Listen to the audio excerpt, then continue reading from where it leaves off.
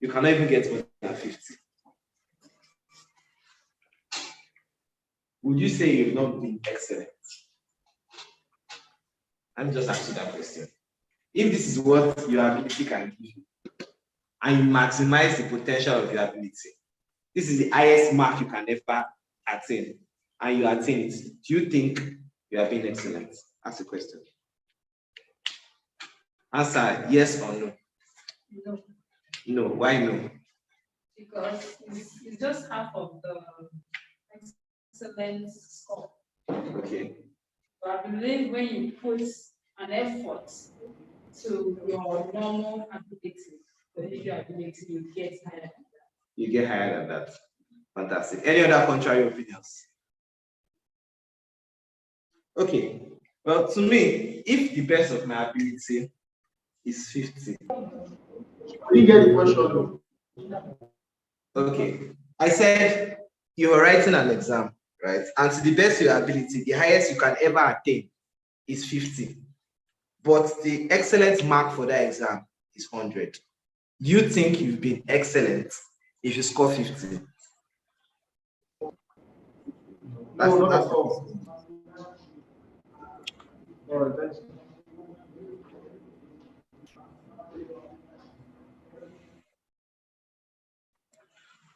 Okay. So basically, like she said, that's a perfect answer to what it is. Excellence is not only of your own ability, it's actually the best you can ever do. Right? So your moment, whatever you are bringing out at this moment, is not the best version of yourself. So to strive to be excellent is strive to be what? The highest result for a performance in oneself, the best version of yourself.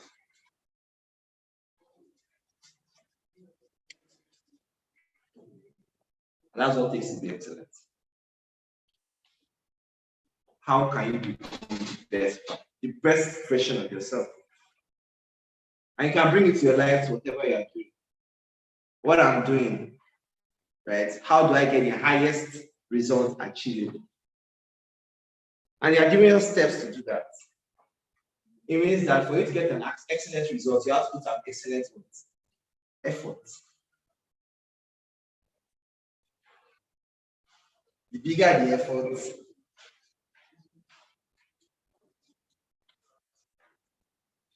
the bigger the results.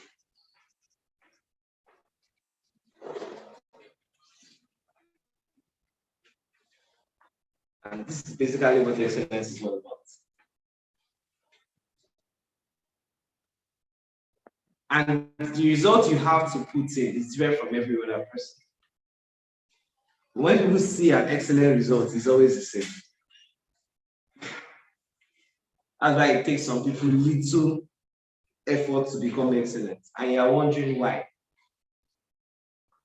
And you start to compare. This person is only making 5 calls per day and is selling 100 million. I'm making 20 calls. I'm only selling 10 million. Why? What's wrong? What's wrong? What's the problem? Not knowing that the person has already mastered himself, is already the best version of himself, so that he puts in minimal effort to get maximum results. You are not even 1/3 of what your capability is.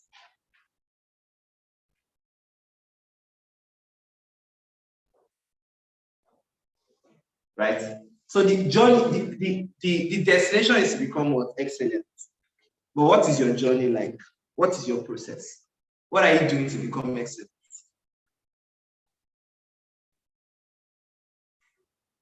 So I'm just going to run through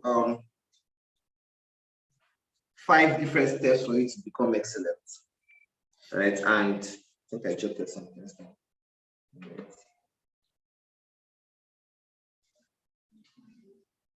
Okay, yes. So number 1 thing I tell people, just look back. Right?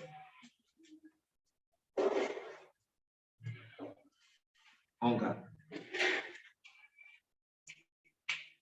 First thing you have to do in your journey to become excellent, you must have an hunger for excellence. He said something today and he was talking about amazing mediocrity of Nigeria. And I laughed because I understood what he's trying to say.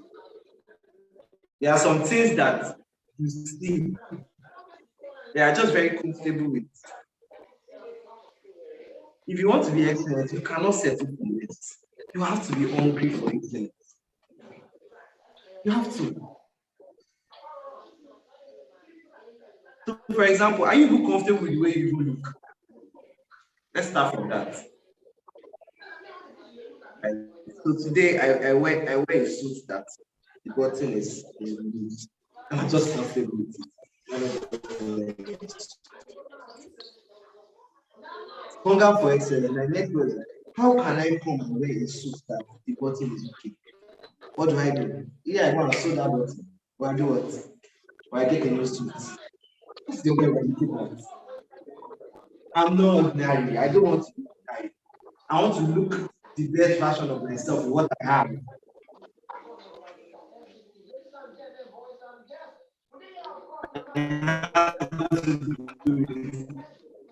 Let me get I don't really get all this. or what As if in, I am no, I someone don't else? talk on Or the show. perhaps I don't really get it. Not about this, like thinking of his what do you call it? Like please, I don't want distractions, right? You have to be hungry for excellence. Hunger is everything. How can I do better? How do I achieve what? A better result. I'm not just comfortable with how things are. So number 1 point, hunger. Number 2, set the benchmark.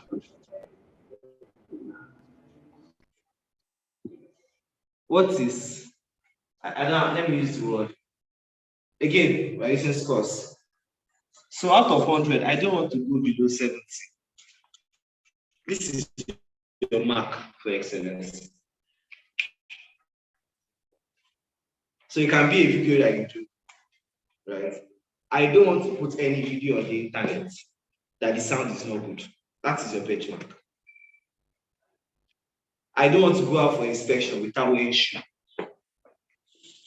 Just set the standard for yourself. Under what is standard? Okay. Set a standard. I want to make $1 million by the end of this month, right? And I want to be excellent at it. I must not make anything less than 50 calls per day.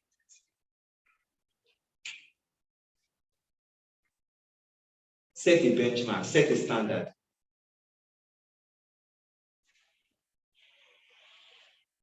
There are some people, because they don't want to be broke, right? Their benchmark is like this. My minimum account balance must be 50,000 naira. Some people. Once they say 50,000 in my account, that's the end. I don't have money again. Right? There was even a joke that was going around on Twitter that they were like, ladies will say that they are broke when they have 100K in their piggy vest. Messi is laughing. She can relate. That's their own benchmark. That's their standard. You guy, you are still saying, this girl says she's broke. Let me run and send her. You have 50K, send her 45K. You don't have your own standard. What is your standard? What's your benchmark for excellence? What is the lowest you can ever go?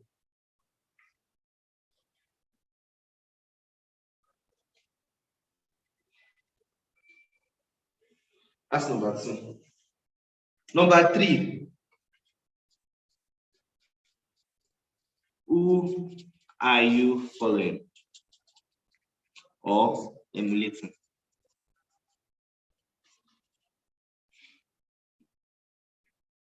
So basically, who do you want to be like? What is that version of person you want to become? So for example, oh, exactly, that's another word, role model. That's it. Who is your role model? So I want to be excellent at my job. I want to be excellent as a realtor. I want to become a content writer. I want to become a video editor. I want to become an online personality. Who are you looking at? Who is that person? I'll be like, if only I can be like this person. I love this person's excellence. Who is that person you're looking at? Because if you are not following your role model, how will you know what to do? Perhaps all you need to do is just watch the person's lifestyle and copy it.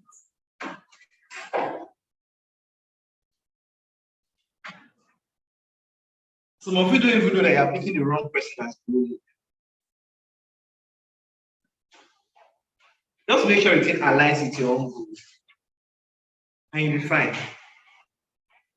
So, for example, you want to be a realtor that is selling 100K per week, $100K, right? And you decide to go after grant capital. You sit down, you consume what is bringing out. It's part of it. You want to own different businesses all over the world. In real estate, you follow Dr. Stephen on that factor. You consume his content. Start to mirror his social media accounts. Now you're way to what? Excellent. Remember, excellence is defined by being the best version of yourself and who you want to be. That's why it's not about getting 100. It's not about 100. That's why they will tell you 70 to 100 is what A. They don't tell you the number.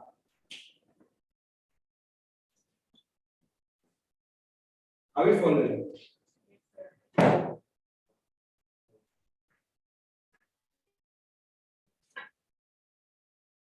Okay.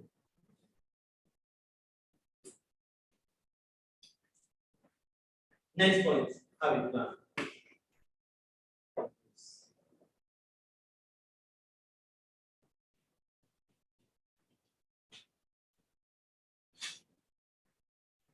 The reason why you must have plans and goals is because you have to be able to measure yourself.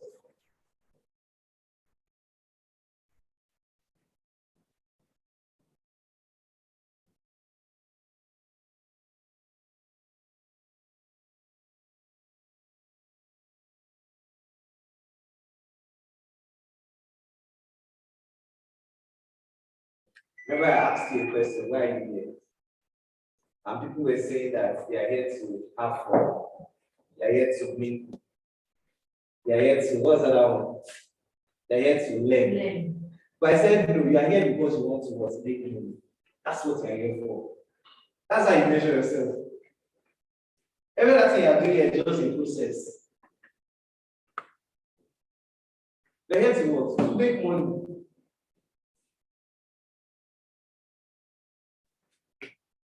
Your vision can be to be the largest broker of real estate in Nigeria.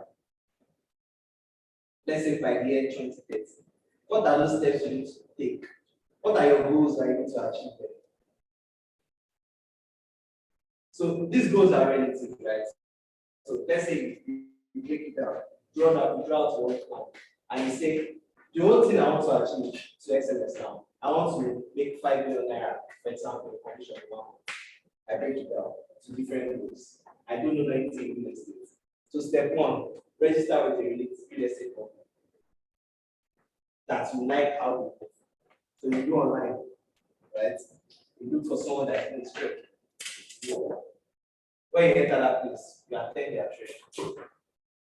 Pick one of the organizers that you and say, I like how this man does. Sir, can you mentor me on real estate? Remember, this is my target, 5 million a month. I said that goal. I need that guy. So, for example, that guy says, okay, fine, no problem. I'll mentor you for free. Good. If he tells you he charge you, good. Are you following? You go there, tell you to do this, that. Tells you call 100 people per day. Some of the rules you have to stay out, call 100 per day. At the end of everything, You already have a deadline 1 month. You can measure yourself. If you make 2 million, have you been excellent? Answer now. No. If you make 5 million, you be what? Excellent. If you make 100 million, you be what? Excellent. If you don't have goals, how do you measure yourself? That's why I asked the same question. Do you know how much you want to be making per month? Send you that when money is coming in. So how do you know you are doing a very good job? You don't know how much is coming in. You don't have a target. How do you know how you need to improve? How do you know what you need to improve on?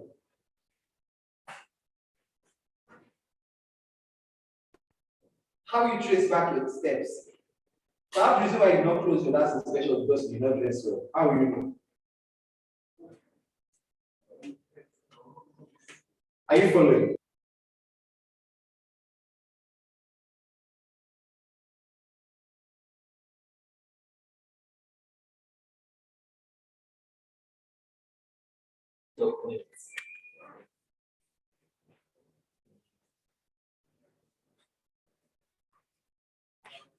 All these steps are sweet, but if you don't take action, if you don't take action,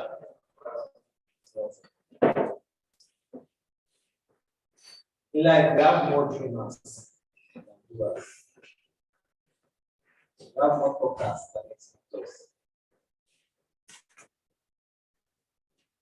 That's why there are a lot of aspire people, and they don't have businesses. They are the talkers.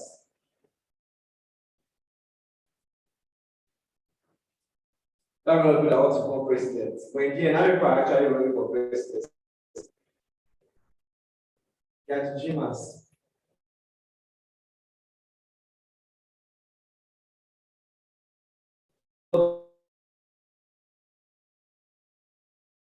Of us are in that dreaming category.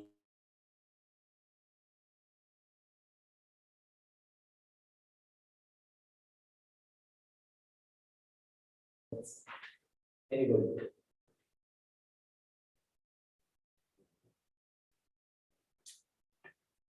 How many can you hear me? Why do you need documents? Anybody? For reference purpose, in order to also measure how far. Okay. Any other person? There's no one. So we can't hear you, sir. Sir, can you hear you? Sir, we can't hear you. Yes, can you hear me? I always do that. If something is working, don't stop it.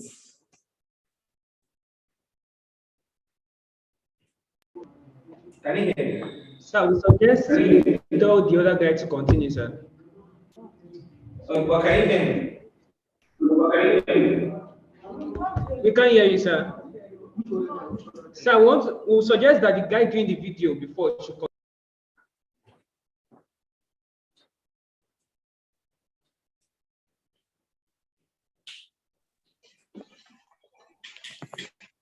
Sir, please, what's the number 5th point? What did you say? Your last point, the 5th one. Fifth one, execute and document.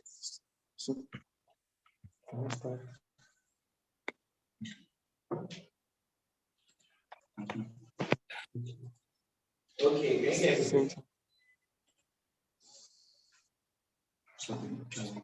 Okay. Your voice is bad. Connect from down.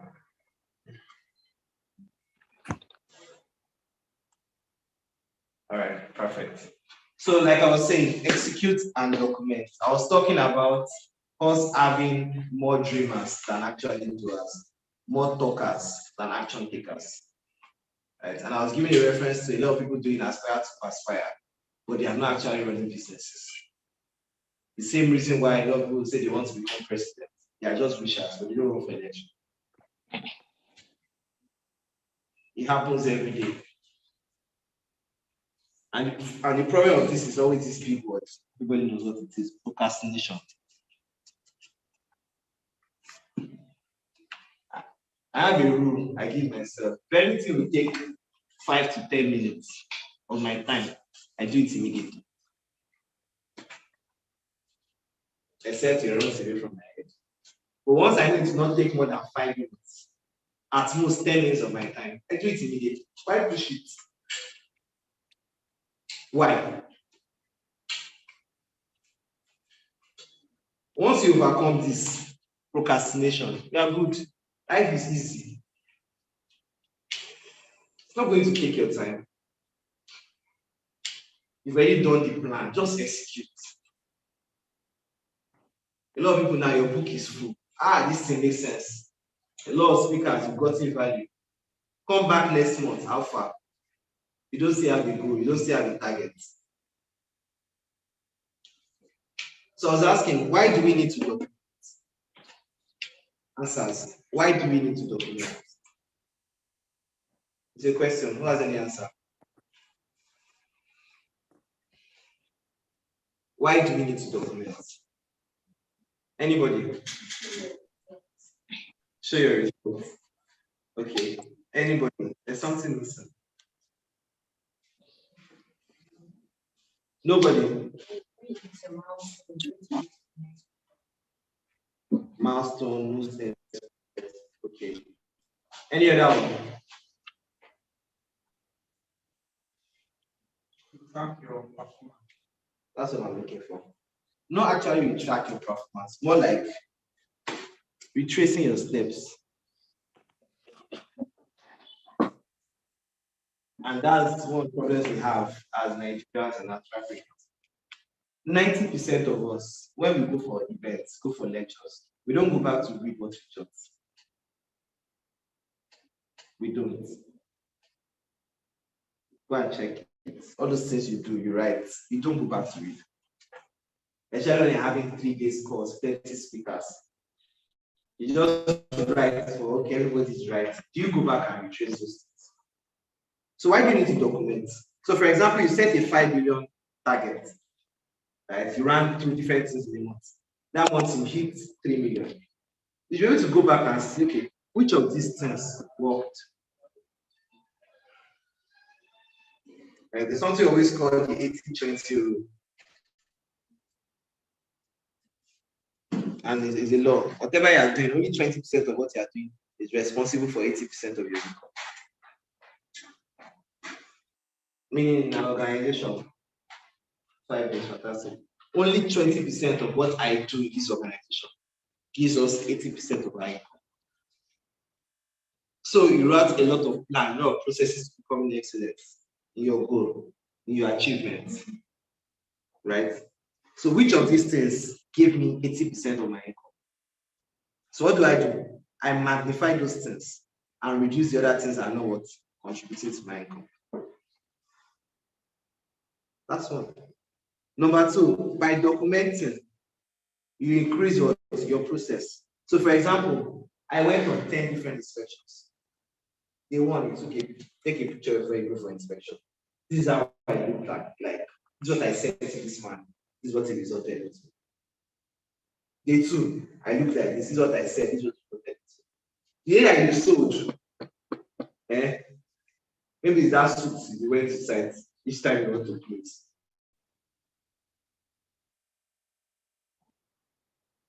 There will be some days you go on site inspection. That day you are stopping to use the toilet. Maybe it's that Ewa going that you bought. You know that if I'm going on inspection, don't use Ewa what? Ewa going.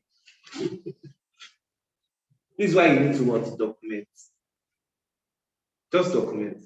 And sometimes that you have a fantastic live performance. You don't even know it. You just realize that day I slept 6 hours instead of 4 hours. So you have your own SOP, you have your own checklist. The road to perfection is no more than this. That's why Mr. Izu will say, if you read a book once, you don't get 20% of the value of that book until you read and read and read and read all over again. So you have to keep looking at your processes, retracing your steps. How do I do a lot of things with a shorter period of time, achieving the same words, the same results?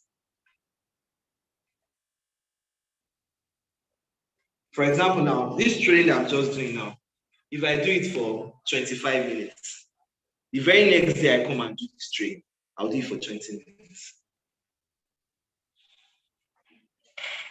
I've not done this training before.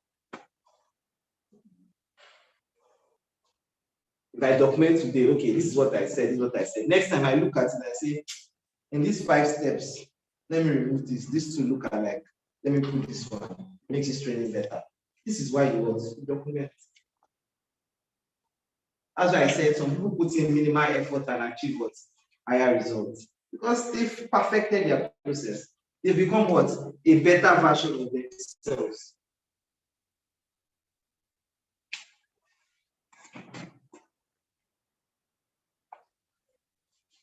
Okay.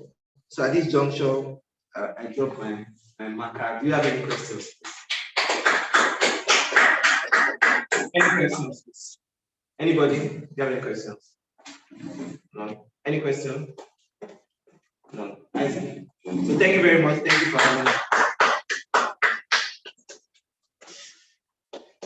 Thank you so much, Mr. Farouk Usman. Please, a round of applause for him. That was a very amazing session. I hope you are gaining value. So, everything you're learning today, ensure that you take action on them, because it's a different ballgame. Okay. Yeah, please, can I get a question?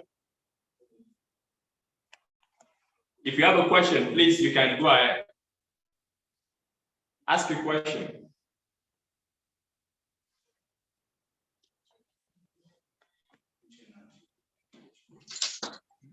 Okay, I have a question, please. Can you hear me? Yeah, go ahead. Go ahead with your question. Okay, actually, this question was supposed to be for Daniel Abiola, but I possibly have to ask it, possibly could help us. You know, you tried from the teaching, I've come to know that you need to find the best of you, and you have also lined up ways we can find the best out of us. But now, my question is then, now how can you get started of it? Do you know, get started of a thing or what you intend doing when you do not have maybe much resources to start it, even when you identify those resources, possibly it's not within your where you can get them, or within your reach. So how do you get this started even after you've identified them? That's my question. All right, thank you so much. Please kindly type your question in the comment section, and we'll be coming to give a response shortly. So any other person with a question, kindly drop it in the comment section so we can address it fully. Thank you so much. So right about now, we'll be going into the next session, and that will be anchored by the head of GTEx Firms in person of Miss Mercy Igbenegu. She's an icon in the real estate space who has done a lot in real estate space, done high figures. You know, we were talking of hundreds of millions. So don't let me say much. Just put your hands together as I bring on board Miss Mercy Igbenegu, and grab your pen as you're gaining value. Thank you so much. You're welcome. Thank you. Good day, everyone. Good day, everyone. I'm glad to be here. I hope everyone is doing great. Hope we're all having a good time, and I hope August is going well for everyone in terms of sales, because this is real estate. Sales is the language. So I hope everyone is doing all right. So today, I'm going to be teaching on your appearance. Can everyone hear me?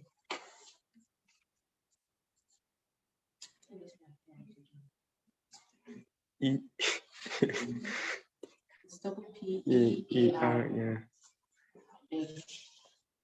See what?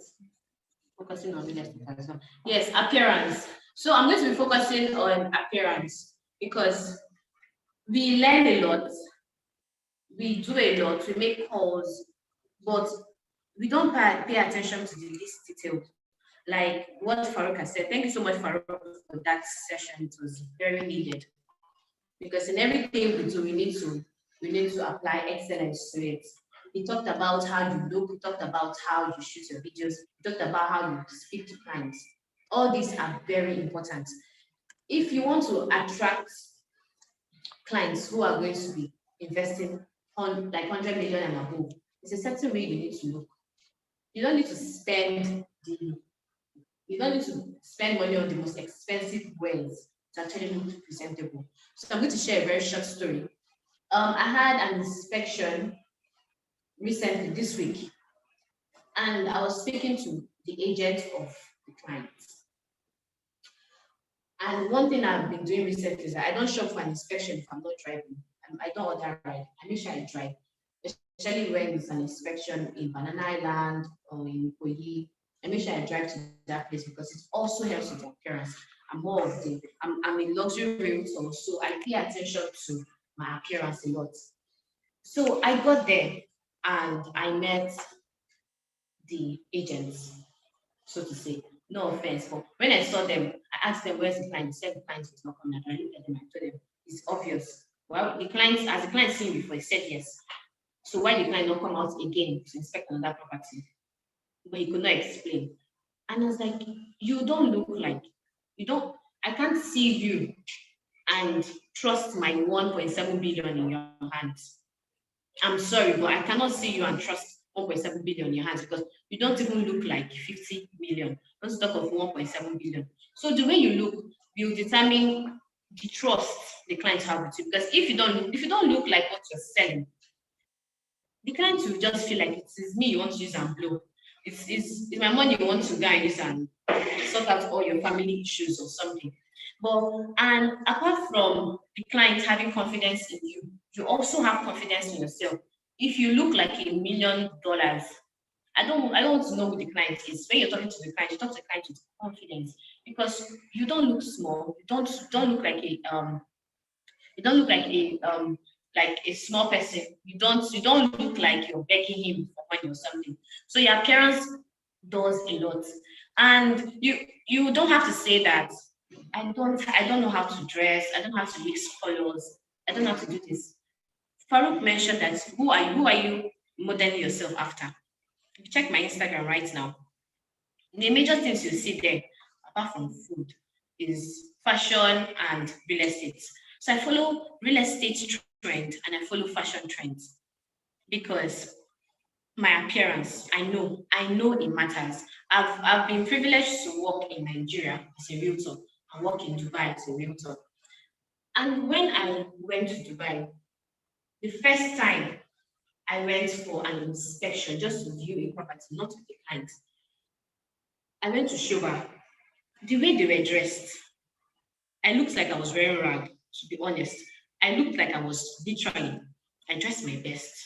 It was, oh my God, that I was like, I'm going to kill it. I got there, and the people that were passing, what was going on here? You feel less of yourself when you see the way other realtors dress. And in Nigeria, I've noticed that lots of realtors in Nigeria, male, female, they don't really pay attention to how they look, which is very important because it makes you stand out. You're not doing what others are doing. You stand out. Clients will respect you more because if a client sees you as equal, he will trust you with anything. Will come to you, not beyond real estate. You get to build a relationship with the client, and these clients will be able to trust you with lots of information. And even refer other people to you, like, don't worry, it's not your money that is feeding her. Just you can do business with this person. Don't worry, this person has done lots and lots, and the person is really big. It's perception. You may not have done that much, but the way you carry yourself, the way you look helps you carry yourself. Let me write that down. The way you look helps you carry yourself. Can we say that? Can we say that? The way you look helps you carry yourself. The way you look helps you carry yourself. Say it like you mean it. The way you look helps you carry yourself. The way you look helps you carry yourself. So let me make this very practical. On Sunday, true or false, you feel more confident on Sundays, right? Yeah, sure. Because on Sunday, I'm going to church clothes, you bring out church, you iron it, you have to wear a nice shoe. All those things are what boosts your confidence. Those are things that help you, that when you show up, anywhere you're going to, in fact, some people wear their Sunday wear till night because it does something to you psychologically. You feel the same thing should be whether you're going to see a client that is making payment of 1 million or the client that is going to make payment of 100 million. It is about you. It's not about them. You need to understand. It's about you. Your look.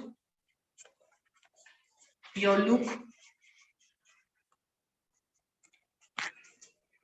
look is about you.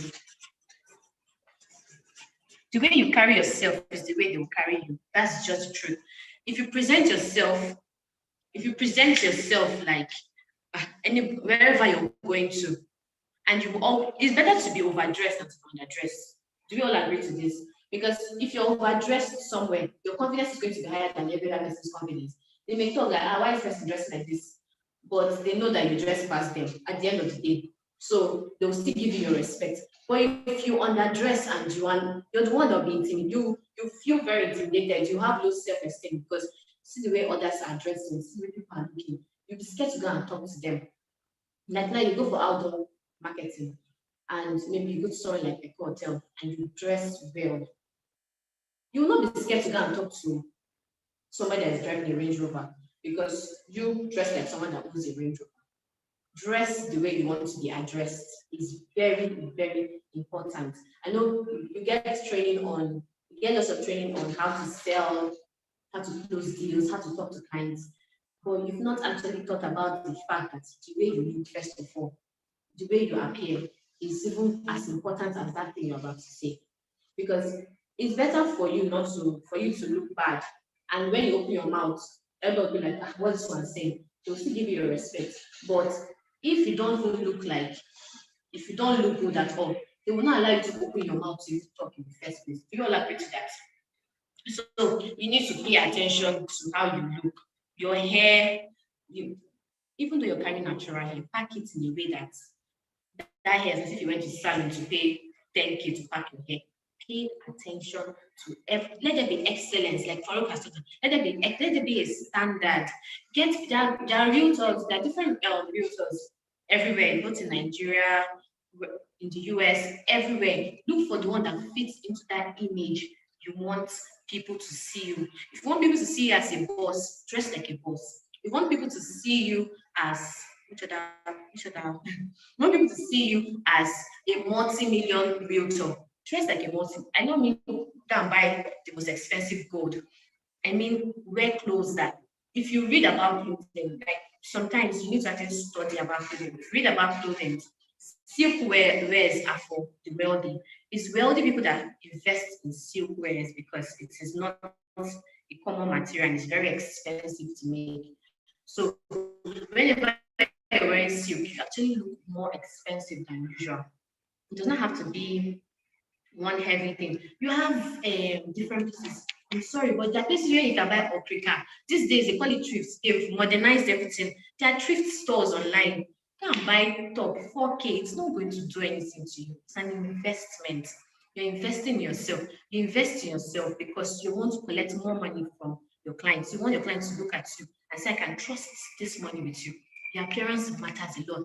Your hair, make sure your hair is well kept. You cut your hair in a very good style. You keep yourself, even down to take your bath. You don't need to use the most expensive soap to actually have a glowing skin. You can literally rub only oil. I rub only oil in my body. I don't do all those many. I use Dove soap and I rub coconut oil every day.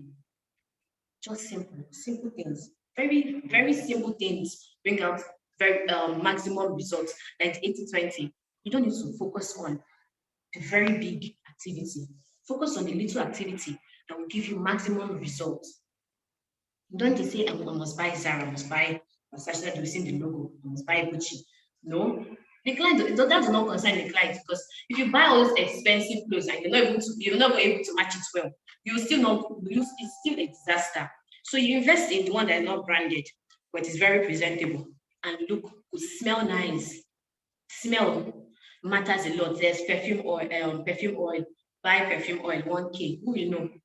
You just rub it on your body and go out, because once you pass, or once the client comes in contact with you, like it smells good, looks good, well kept, you look very professional, and you look big. It doesn't take a lot. It doesn't take a lot to win a client by your looks a lot. To win a client by your looks alone. And this is very important when you're dealing with when you want to do outdoor marketing. You're not really working in a company. You're working from outside. Your looks are I cannot overemphasize on that. Your looks are very important. Even the way you present yourself online, it gives them yes, you need to speak in niche. How your dressing tells a lot about you. So how are you dressing?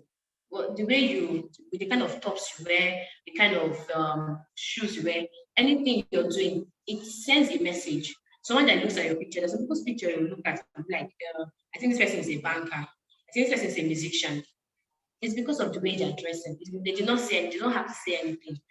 And to this training is talking about your online presence, how you present yourself online. So how do you want people to perceive you?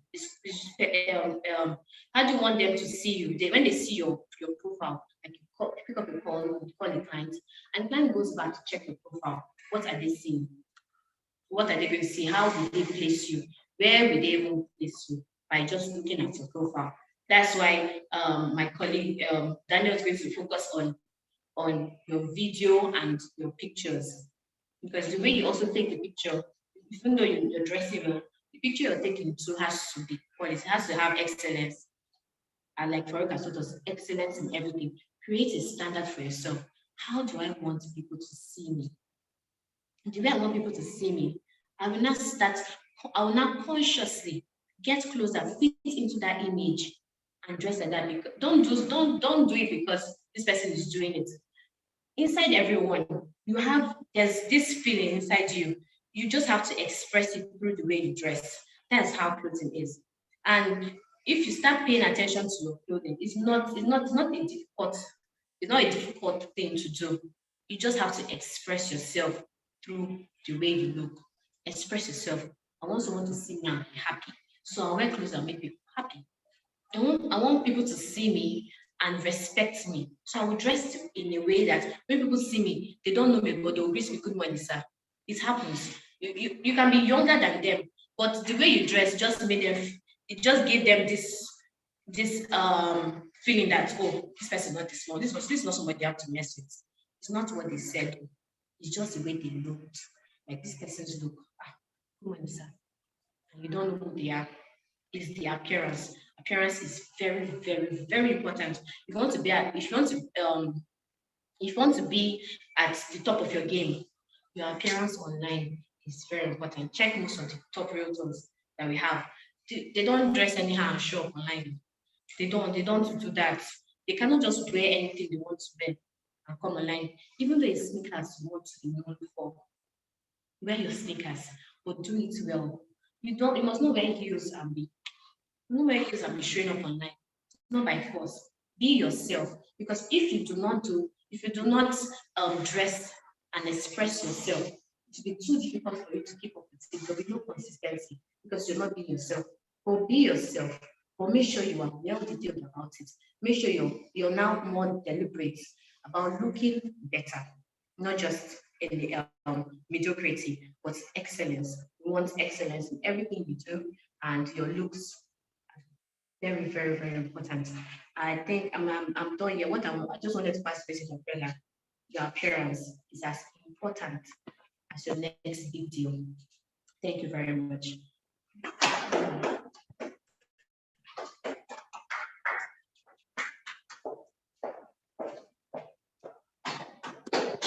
A round of applause for Ms. Mercy. That was an amazing session.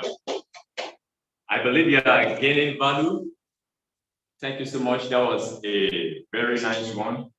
So please, we'll be taking questions from that section. Anyone with question, please kindly drop your questions in the comment section. So quickly to address the question that was, we had a question earlier on. Okay, how do I get started as a realtor? So I will quickly address that. As a newbie in the real estate space, what you need to start with is to join a credible company, a credible real estate company. Like you've taken a good step by being part of us here at GTEX Rooms. So after taking this step of joining a credible company, you need to be trained, which is one of the reasons why we are bringing up this kind of trainings to help you, to step up your game as realtors and as associates with us as a company here at GTEX Rooms. Because mentorship is key. You can be in the real estate space, you can be a realtor for 2 years, 3 years, and you get no results, or you just get very little results. But with mentorship and with the right training, even within a space of 1 month, 2 months, 3 months, you can, be doing great things. So here at GTEX Rooms, someone like our GMD, Dr. Stephen Akintayo, and a lot of other great people we have here will provide you with the right tools, the right knowledge. They have the capacity, to bring you up and help you to be much more productive. So another thing you want to do is to have industry knowledge. So you need to do researches, you need to study the industry from time to time. You could get subscribed to like the GTEX Academy. You can subscribe there where you get courses and you get trained. You want to be informed. If you are not informed, you cannot convince your clients. So you want to be informed about the real estate industry, what it does for you, what it does for your clients. Another thing you want to do is you need to have product knowledge. So please, the person that asked that question, I hope you're taking notes of this because it's very important. You need to have product knowledge of what you're selling. You cannot convince the client to get something from you, to patronize you without having a sound knowledge of what you are offering. And what can help you to, boost your product knowledge is by digesting the materials, the brochures, the flyers, the banners, getting yourself acquainted with all these materials, which will be dropped across all associate platforms from time to time. So please engage with these materials, engage with these resources that will be dropped from time to time. Have them upstairs. So if any question comes up along the line, you can address it, properly. Another thing that is very important is site inspection. That can help your product knowledge. Inspections will help you to step up your game very quick. You need site inspections. You need to be familiar with the environment, like Ibeji Lekki. You need to be able to talk about the Dangote refinery, the Lekki Deep Sea Port, the Lekki Free Trade Zone, and even other places that we have across Lagos, Ibadan, Asaba, and even properties in the UK and Dubai as well. So site inspection is key as well. So that's just a very few among the ways you can start off as a realtor. As you continue with us, you will get much more value and the process will be extremely easy for you. I can guarantee you that. So any other question? Okay.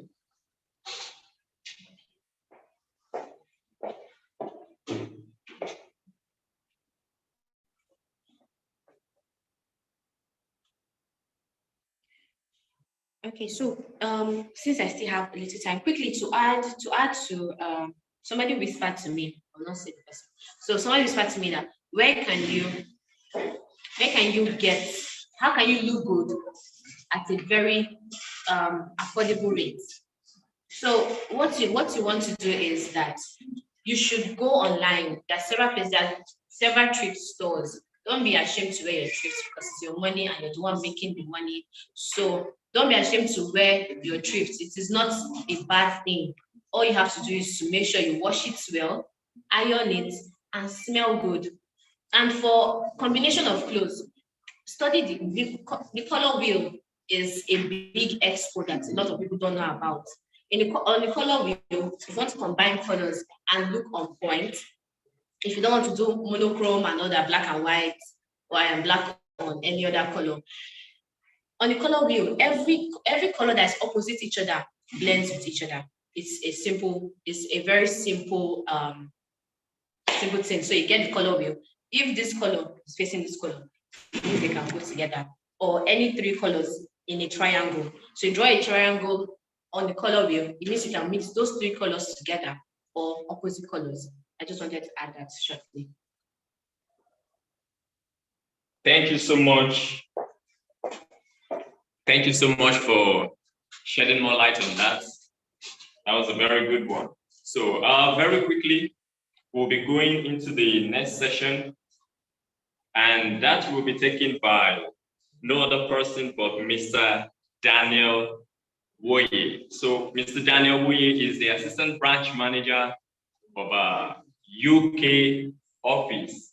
He's someone who has taught different locations, and he would be educating us from a whole lot of personal experience that he has. So grab your pen as you'll be gaining a whole lot of value in this session. And a round of applause, put your hands together as I bring up Mr. Daniel Woye. You're welcome, sir.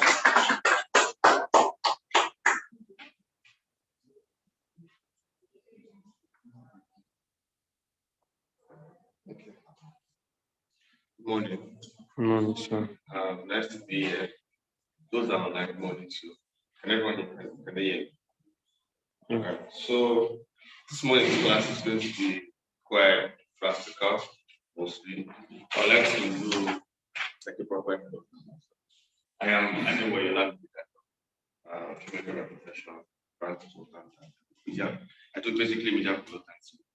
I'm sure since the start of this class, of this session, we've handled branding, haven't we?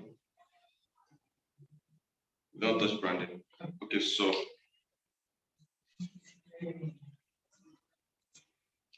how do I know if anyone asked a question or contribution or suggestion? How do I know?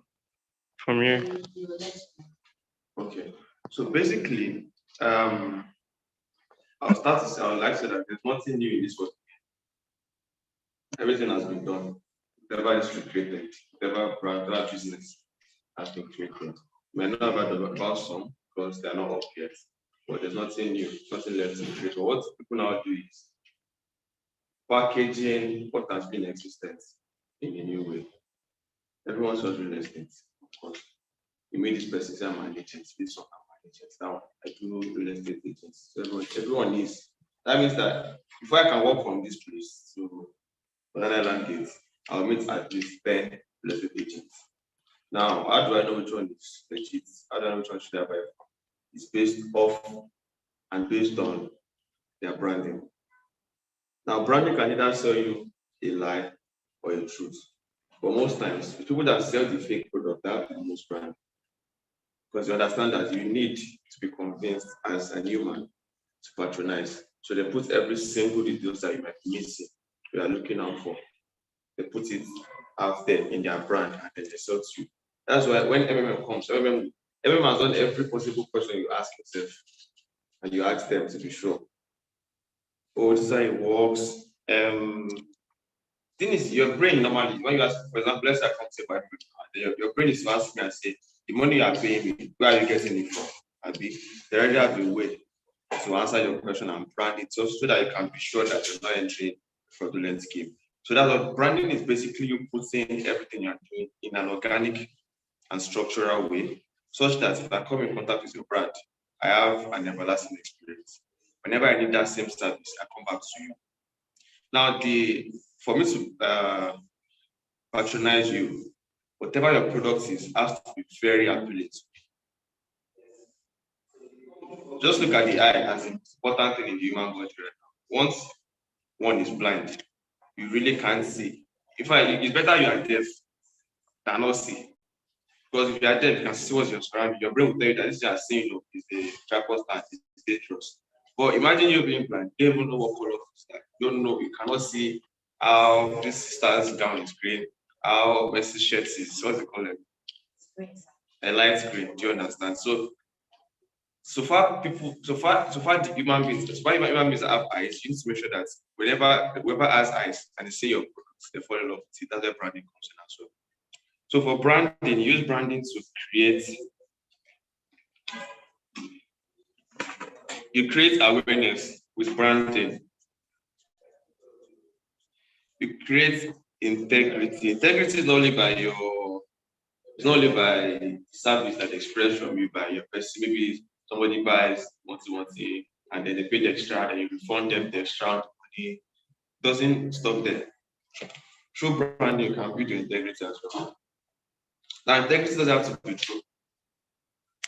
Integrity is relative, to be honest. It's just what I let you see about me, what I let you perceive. I can tell that, this customer paid 15K for a 10K product, refunded 5K, and gave her a 30% discount for the inconvenience. We are a company with integrity. I can push it out there. I say that's what I do. But back end might be doing something else that doesn't flow in line with integrity. I might be doing money laundering. I might be stealing. So all this is what branding can. Branding is just the way, it's what you use to mold your. Okay, look at that's very practical. Now, whatever is paracetamol with swallow before, put your pill inside swallow, inside fufu or paracetamol, then not swallow it. Exactly. If you put now, let's say I'm with 6 pills now, and I'm putting it together. I stack it on top of each other. If I shake the table, the paracetamol falls apart. But if I take Eba and I put the 6 paracetamol inside, no matter how I want to shake the table, you never see the piece fall out. Branding is the Eba. It keeps all your business together, it holds it together in one piece so that the clients can swallow your product. If everything you are doing is scattered up without branding, to be hard. When I want to use paracetamol, let's say whenever I'm sick and I have someone that wants 2 pills, I use them one by one. So I don't have to swallow pills as well. One by one. But imagine that I can put everything inside one and then swallow it. Do you understand? So that branding is very, and it's not like you don't need to have big money to brand. You just have to be organized. You have to show that you know what you are doing. And how do you brand? First of all, she mentioned color. Color is very scientific. So you use branding for awareness, to create integrity, and to also retain. Use branding to retain customers. Because in digital marketing, there's this funnel called, I don't know if I'm correct. This is awareness. I know they stand for when the customer, inquiry. I think this is inquiry. I don't know. I forgot what this DNA stands for. But a client sees your product and they are interested. Okay, this is interest. They are interested. Then some will make inquiry. Some will leave. Then if they make inquiry, they're able to convert them to this last where they now take the action. They acquire your products. Now after these 4 stages, how do you retain them so they don't go back somewhere else again? It's branding. That's where it comes in. Now that the steps to branding, it's actually not very hard. You need to ask yourself, what is my business now? What do I want to be known for? And with branding as well, you check your competitors. Who are the other people that are selling real estate like me? Other consultants. I don't know if anyone knows them, Ramos of Lagos. You need to carry most of Lagos. His branding is real. It's an individual, but his branding is very key.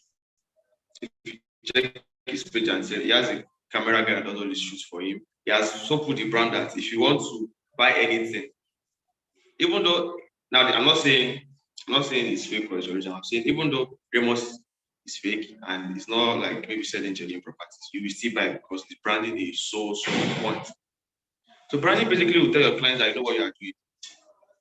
You don't have branding, you might have the product, might be original, but if you don't have the branding, you look like you don't know what you're doing. You're just in it for now. How do people know you know what you're doing? Now, branding comes from first of all, after defining what you stand for. So okay, there's like 5 W's and H to it, if I'm correct. What, why, who, I think where is there, how.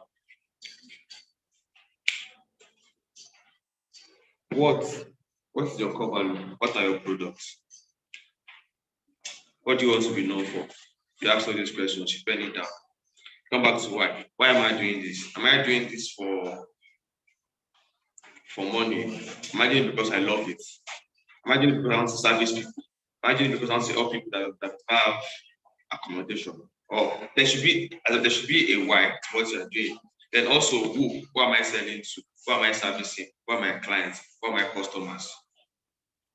Then you ask where will they meet me? Where will I meet them? Then how do they come in contact with my brand? How do I please them? How do I engage with them? How do I make them stay after? How do I make them buy after buying? How do I make them stay? How do I retain them? So all of these things are the questions you ask when it's time to brand your business. For example, let's say what am I selling? Real estate.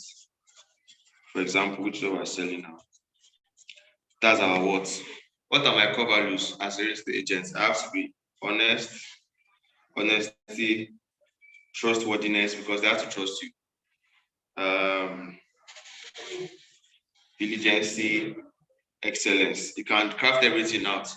They now pick. We have our core values are excellence, innovation, integrity, and energy. That's like the 4 core values, and everything we do is based on those 4 core values. So you as yourself, you have to define yourself what do I stand for as a consultant, even though I'm not certificate. Then why am I doing it? You ask yourself.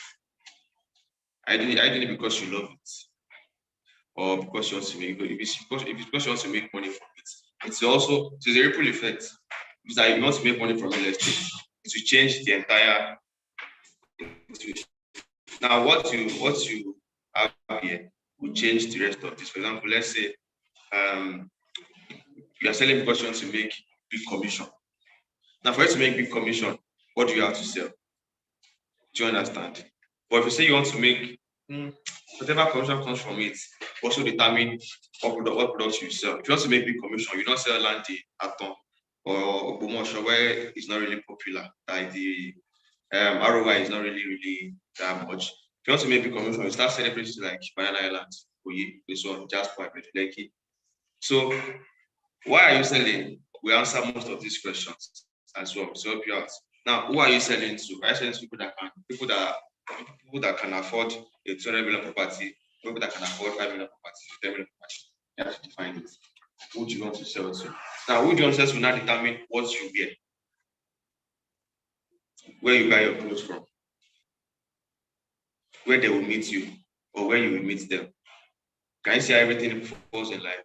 Who am I selling to? If you're selling to big men, where do you meet them? Where would they meet you? How do they contact with the business? How do you want to design your graphics so that if it suits, it flows into the luxurious part? So asking all these questions, we need to be, and how do you sell?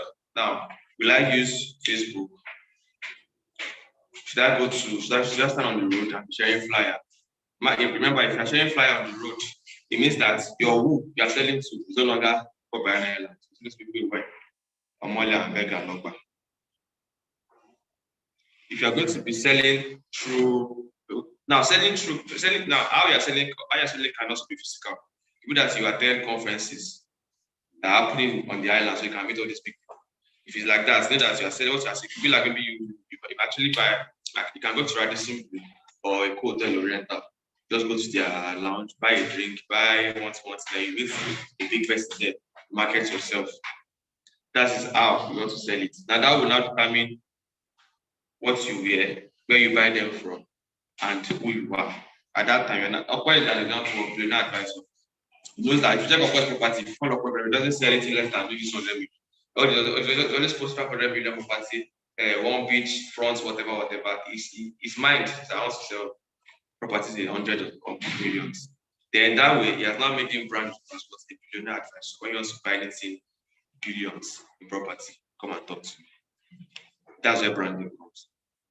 I can say a millionaire advisor. Whenever you want to buy any property within the million range, then maybe 1, 2, 3, 4, 5 million, talk to me. But that also means that if you want to buy anything billions, don't talk to me. I don't know about it. Because I said what a millionaire investor, I didn't say billionaire investor. But when I says I'm a millionaire investor, that's his own brand. Which means if you want to buy anything from thousands up to billions, you talk to me. So asking all these questions also will properly help you know, okay, this is how I want to brand myself. Now, branding comes from, I told you, is what people see. From visual, but not just visual, appealing visuals. If you check some of these properties that they are selling, some houses, they never build them. Some developers, they've not built their house, it's just planned. But they will show you very good 3D. That when you see it, you feel like moving into the future. So imagine that. Okay, now, and that's use brands also to sell your vision. Use your branding to sell your vision where you're going to and how great you are. So for example, let's say why do you think we did showroom downstairs? Part of branding. You want to buy from us. We are not done with the one in Jasper, but come and see how it should look like when we are done. So are you saying that, let's say, let's use, we're going to, my chairman, please come. Let's do a clear example, please come.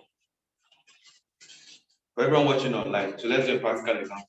Now, this guy here can see more suited up. He says he's a developer, but doesn't have any property. None.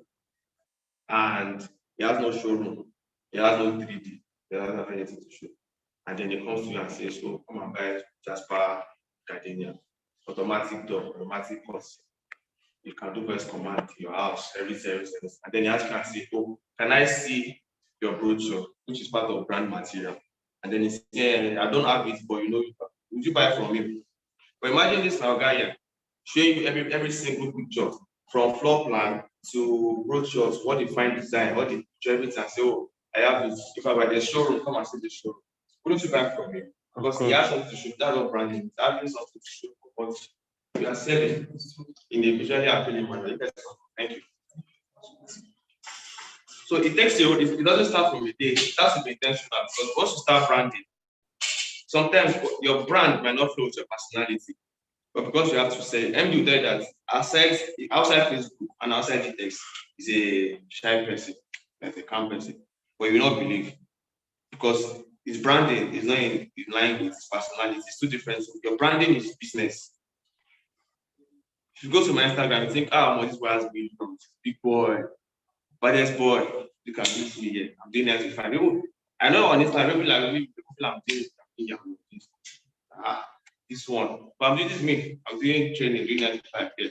So my personality is not. If people on my Instagram say that I'm doing lecture now on brand, they're not believe it's me. Because of course, all the ones but your brand sometimes will not be in line with your personality. So that's why you have to be intentional about it. Oh, our color is red, right? Whatever uniform wants to do, whatever design or print wants to do, that's how what's red in it. You have to be very, very intentional because most times your business and your brand do not be that personality.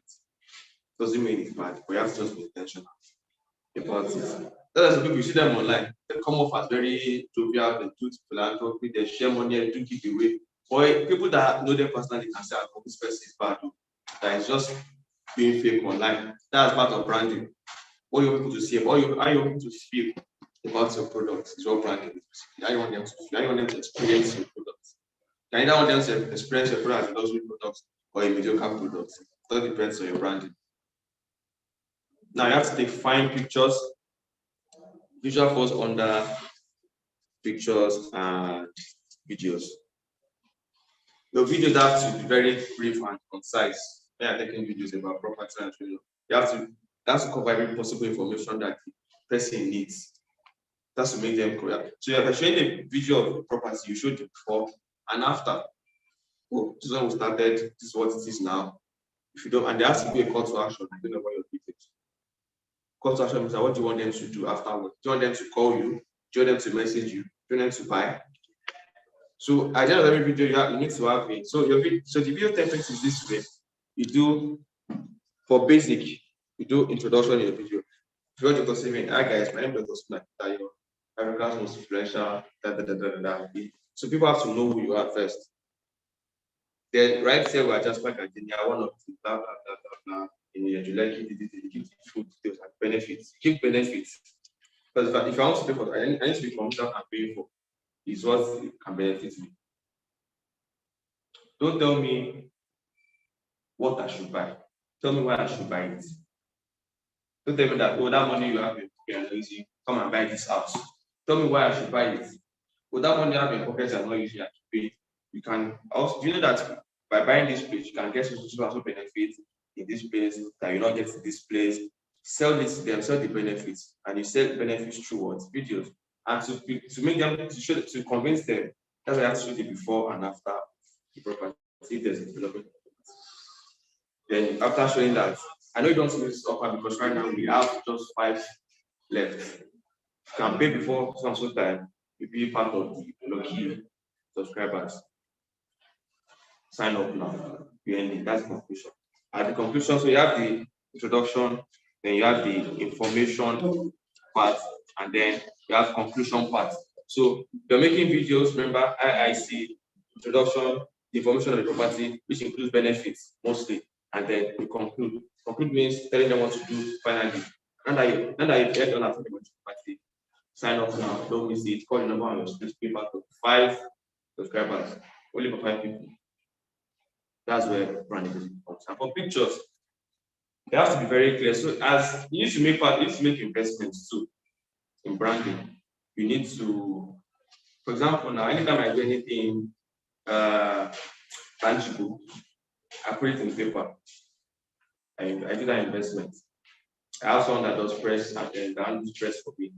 I write that for myself because I'm a journalist. I write that for myself and then push it out on paper. So that if I tell you that my name is Adewe, if you go on Google, so for example, about something to a friend wanted me to do something for them, and then when I think we're actually talking, and then the friend informed the mom about me that I'm doing handling it for you. The mother actually went to Google to go and type my name, and all my news articles came out, like Google came out, so that it was actually legit. That's to send him their points. You have to invest in that personally yourself. And apparently that first of all, start by making videos. And making videos explaining what you're selling makes people trust you more to be an expert. Rather than even change every time. You have to invest in knowledge of what you're selling as well. Do courses, pay for master classes, so you can have an idea of what it is real estate. So when you're teaching it to you sound very knowledgeable about the product. Because even has gone so bad to study real estate. It's what he knows. Like if you wake him like this in the sleep, will tell you everything whatever it is. But he has to go to school to study it again to be sure that what he knows is actually still the correct thing. You have to invest in knowledge. That's part of branding. So that when you're speaking, you are very sure about what you're selling. No matter how little the cost is, do the course and just invest in that. You have to invest in knowledge. You have to invest in appearance for branding. And this is just for individual branding, yourself as a person. When it comes to company branding, it's different. You have to invest in knowledge, what you know. If it's to pay, for example, let's say you're selling anything now, and then as a consultant, it is your job. Let's say you have a property, it's your job as a consultant to use your money and go to put on to go and see with your eye yourself. Even without this function and say, let's go and do inspection. You yourself take your 2 legs, go to that place and go and inspect. So that whenever a customer asks you about the property, you can tell them what you have seen yourself. That you know about it without calling anybody. That's what investing in knowledge is. Then invest in appearance, you have to brand, buy new shirts, buy new trousers, buy new shoes, cut your hair when you start to cut it. Just make sure that you are looking like what you're selling.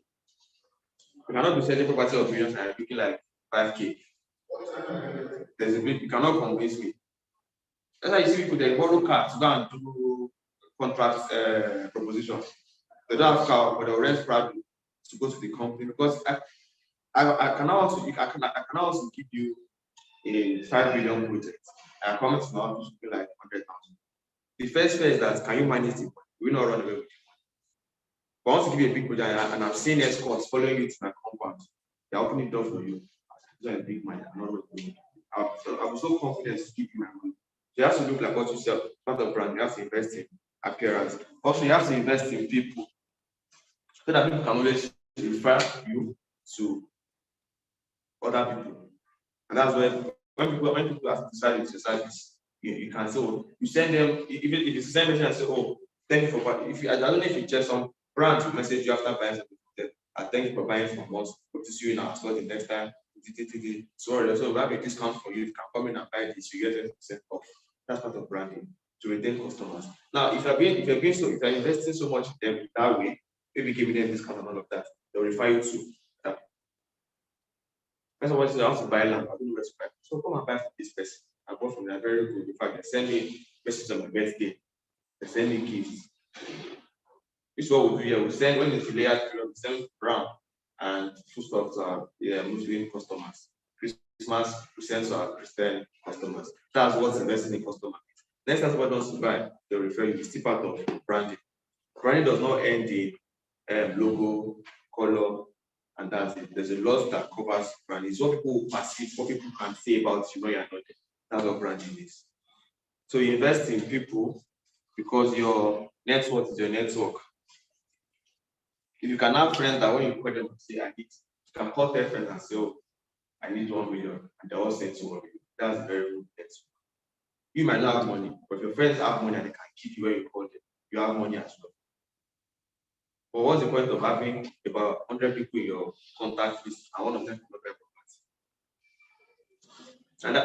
And I stopped talking to my message now because I have about 700 messages on WhatsApp.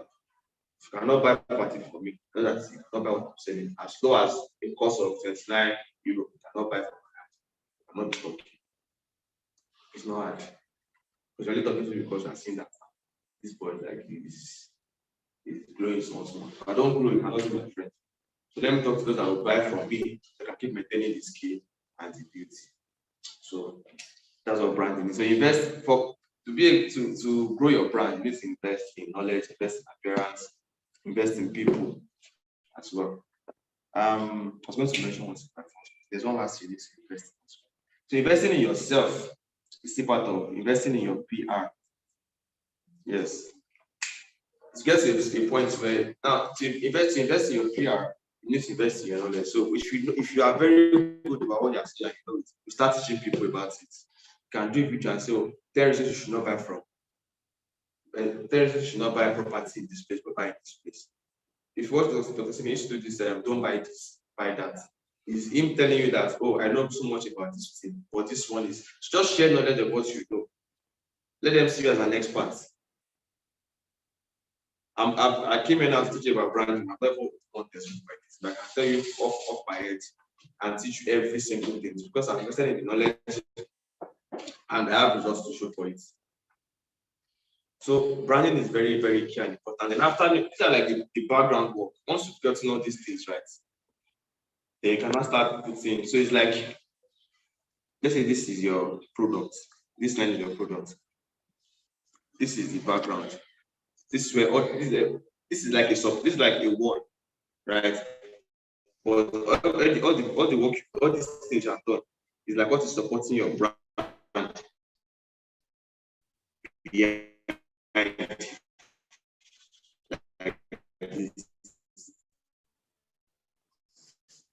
This work can never fall back because you've done everything, discovered everything. This is everything here. Now, what people now see in front, that is the color you paint the wall, is where the logo now comes in, type of font you use, this and that, how your design looks like in front. For most companies or most brands that are not legit do not have background, but they have a very good painting in front. That's why even this small thing blue, they crash because they are not solid. They have not done solid background work to uphold the product. But people have very good background work, but they don't have good appearance. And you walk away from them because you feel like there's not appealing enough. But they actually have good background work. So you need to do the background work, the foreground work, so your brand what stays in the center. If it takes paying someone to teach you, maybe your friends that take this step and teach me this, let me learn this. I know you are doing it. So many of this.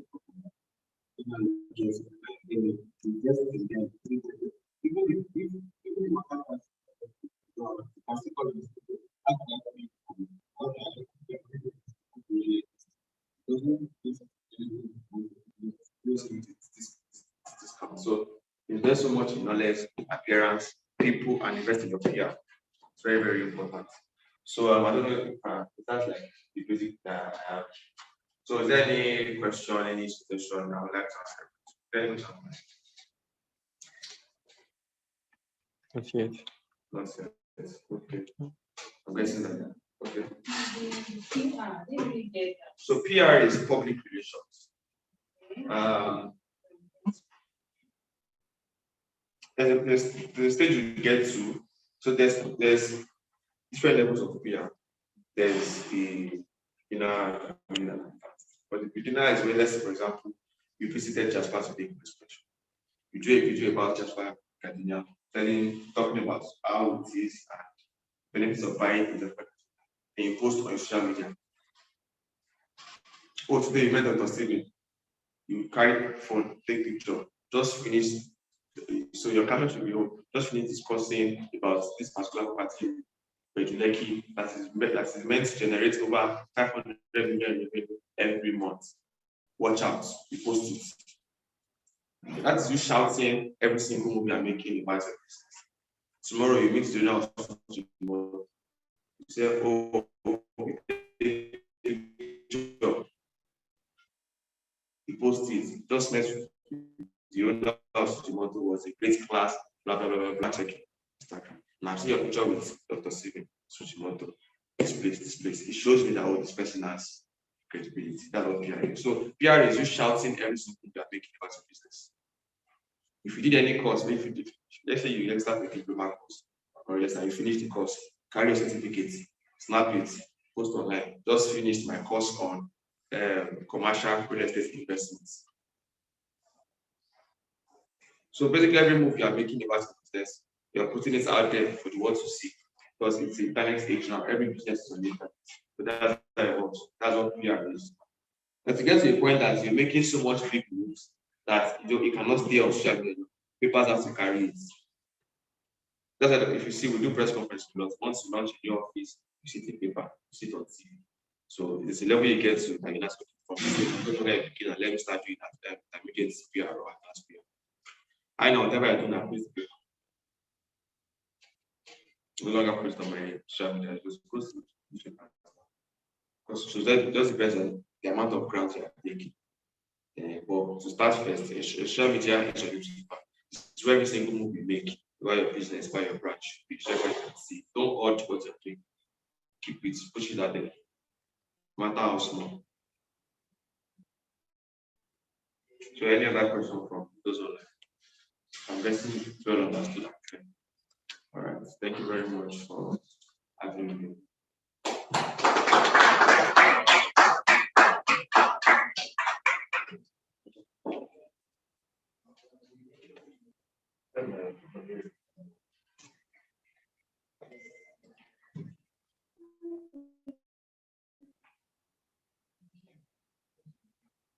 Thank you so much, sir.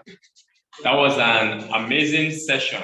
Please, once again, let's put our hands together for Mr. Daniel Wade.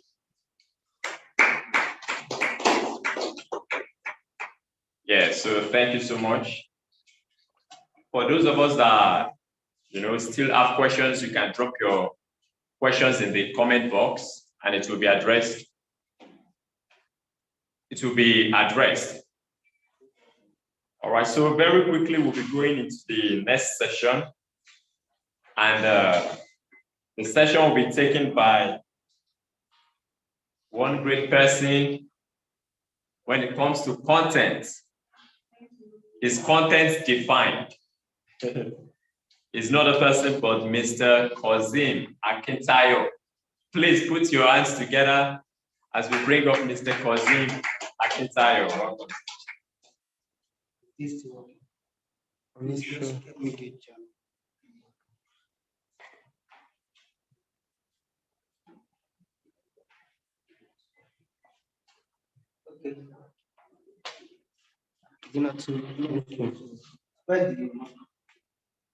All right. Good day, everyone. Yes, sir. So today I want to talk to us about how you doing today. Have you gained value so far? Yes. On a scale of 1 to 10, how have you been? 10 being the highest. How have you been so far? 10. 10. How about you? So far? 8. 8. Okay. How about you? Eh? You are yet to conclude. You've not gotten what you are looking for, right? A little bit. So those online, I hope you guys can hear me. If you can hear me, please wave so that I can get indication here. If you can hear me. All right, thank you. So today I want to talk to us about creating content, and not just creating content, creating quality content. And how can you create quality content with speed?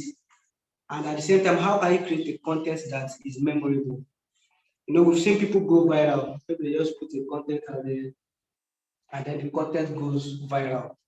But after that content goes viral, we don't hear of them again. So it's not about just creating a brilliant content. How can you create content day after day, month after month, year after year? Because whoever stays long in the industry, whoever puts out much content is going to be the one that is going to win. So today I'll talk to us about content, and the organizers of this event, they told me we want to come and talk about content.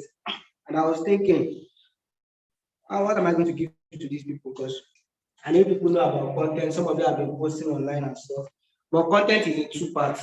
There are two major parts to content creation, online and offline. Right now, what I'm doing now is content. The only thing is it is being recorded, and the recording is just that content is being documented. But content is majorly in two parts. It's mental, and then you push it out. It's in two parts. So before I think of what to say, before I came here, I've been doing some more mental work. So how can I stay fit mentally first of all to be like, okay, I'll start making content online. Some of you are going to make that decision right now. Okay, I'm going to start pushing content online. Oh, fantastic. Well, can you do that? Not that you just do it for 2 months or 2 days, 2 weeks, and then you quit. Right? How can you keep doing that? That takes a lot of mental work. So for the last 13 months, on average, I've been creating content. So I'm just doing this to establish authority. I need to see it, I need to see it too. So don't be like, wait, this. So in the last 12 or 13 months now, I've been creating minimum of 3 contents per day. Like worst case scenario, something happened that day, I'm not feeling fine. 3 contents per day, Mondays to Fridays.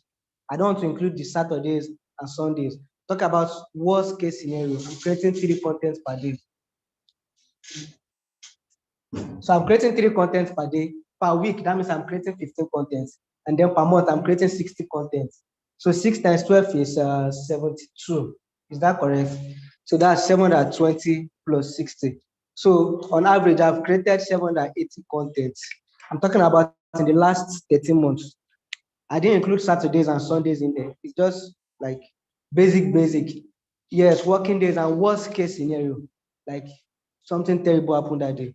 I create 3 because maybe I'm having a team and I'm telling them to do this. But in a day, I create average of 3 contents per day. So in the last 13 months, I've created 780 pieces of content. Right? I'm talking written content now because content can be video, it can be whatever. So I've created like over 700 definitely in the last 13 months, like 7, 8. I'm talking about this is my least performance. So, and I'm just doing this math just to indicate to you that I'm someone you should listen to when it comes to writing content. I know so much about it to a significant extent, and I'm not bragging. So for you to have hit 1,000 content and stuff like that, then you know what I'm talking about. So when it comes to creating content, right? There are three things you guys should take note of. I'm about to open my short plan. So there's a formula to creating quality content or to creating good content that is not just about creating content, it's about creating content that turns into money, that turns into cash. Like the ideal, your purpose for writing content is not that I want to brag online, I want to write about, oh, I went to this master class. How can you make money at the end of the day with what it creates? So first of all, the formula for this, for turning your content into cash, let's start with that in this. Please, how many minutes do I have? 20 minutes. Oh wow. Okay, let's move fast a little bit. So we have quality content. Do that marker. Okay, the other one black, right? Yeah. So we have quality content.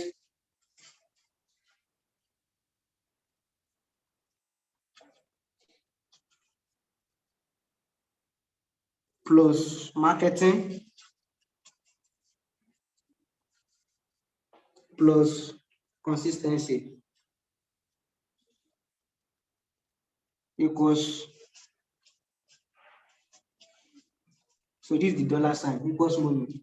So you create a quality content and then you push it out and then you advertise on it and then you stay consistent. That means you repeat this process. Quality content, you market it. Quality content, you market it. Quality content, you market it. Quality content, you market it. Because if you just create quality content, no one cares. No one knows who you are. No one cares how brilliant you are. No one cares how good looking you are. I'm wearing a nice dress right now. No one really cares. If I go outside now, no one knows me. What do I need to do with this kind of thing? After this kind of thing, let's say this was properly planned. I'm going to bring a video guy here, video me. I tell him, let me cut these videos into 30 minutes or 1 minute. I put online and then I run an advert and then I attach a product to it. So I create a content and market. Now the ideal content, because since I was told to talk about content, so I'm combining content and content marketing in one stream for you guys. So this is the ideal content. So I want to move real fast now. So the ideal content is like this. I used to think that the ideal content, when I started putting out content like 7 or 8 years ago, I used to think content was like this. This is not it. So it's more like a triangle, right? So this is where I used to think content is. So the way I used to write my content, or the way amateurs write their content, is this. You start with story, not story like that. You start with the relevant things first.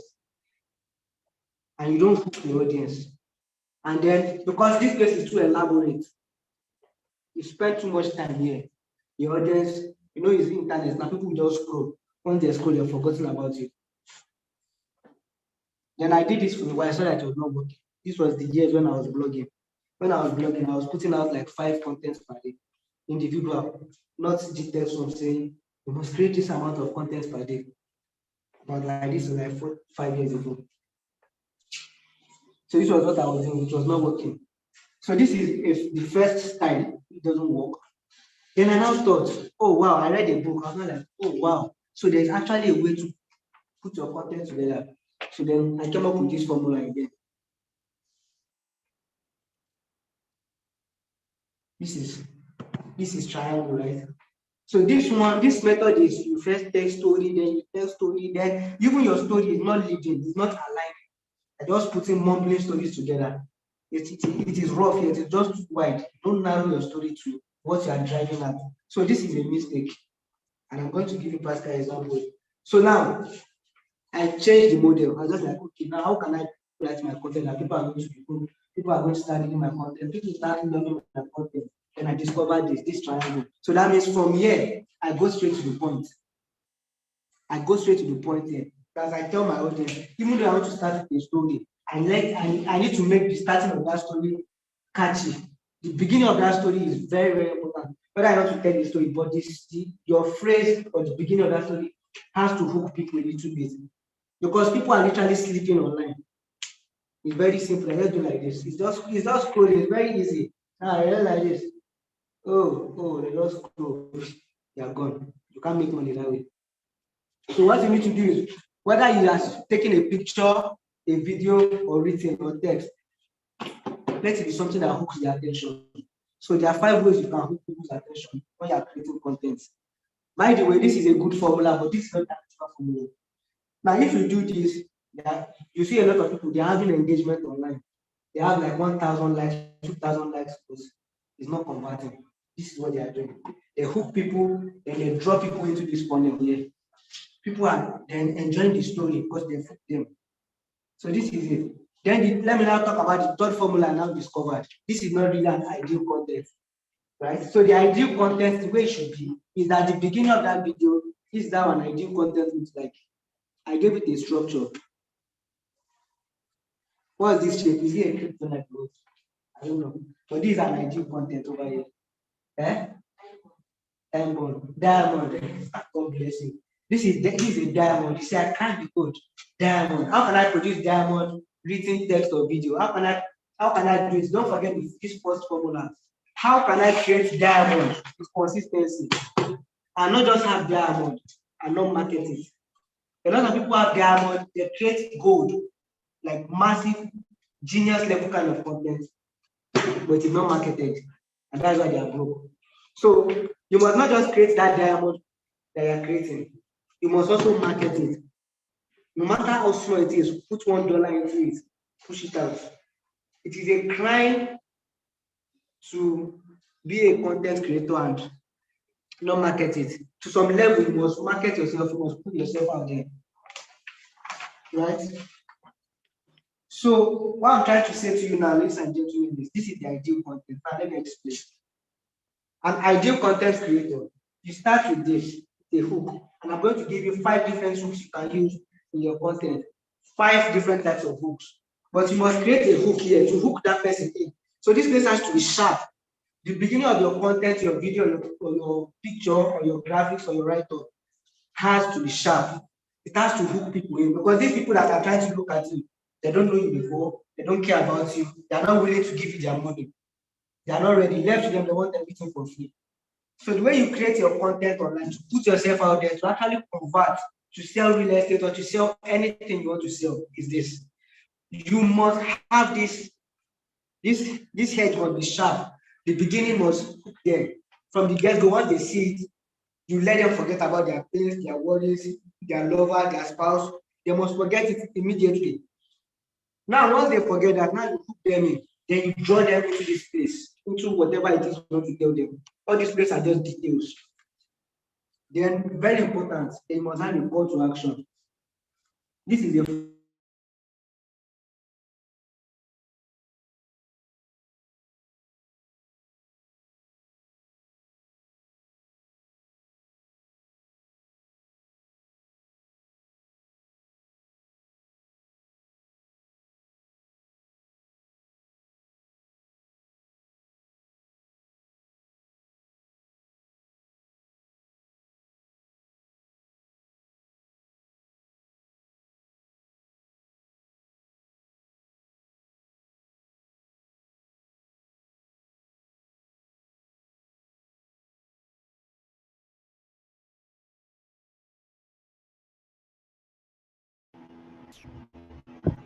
Yes, sir, your audio is off, sir.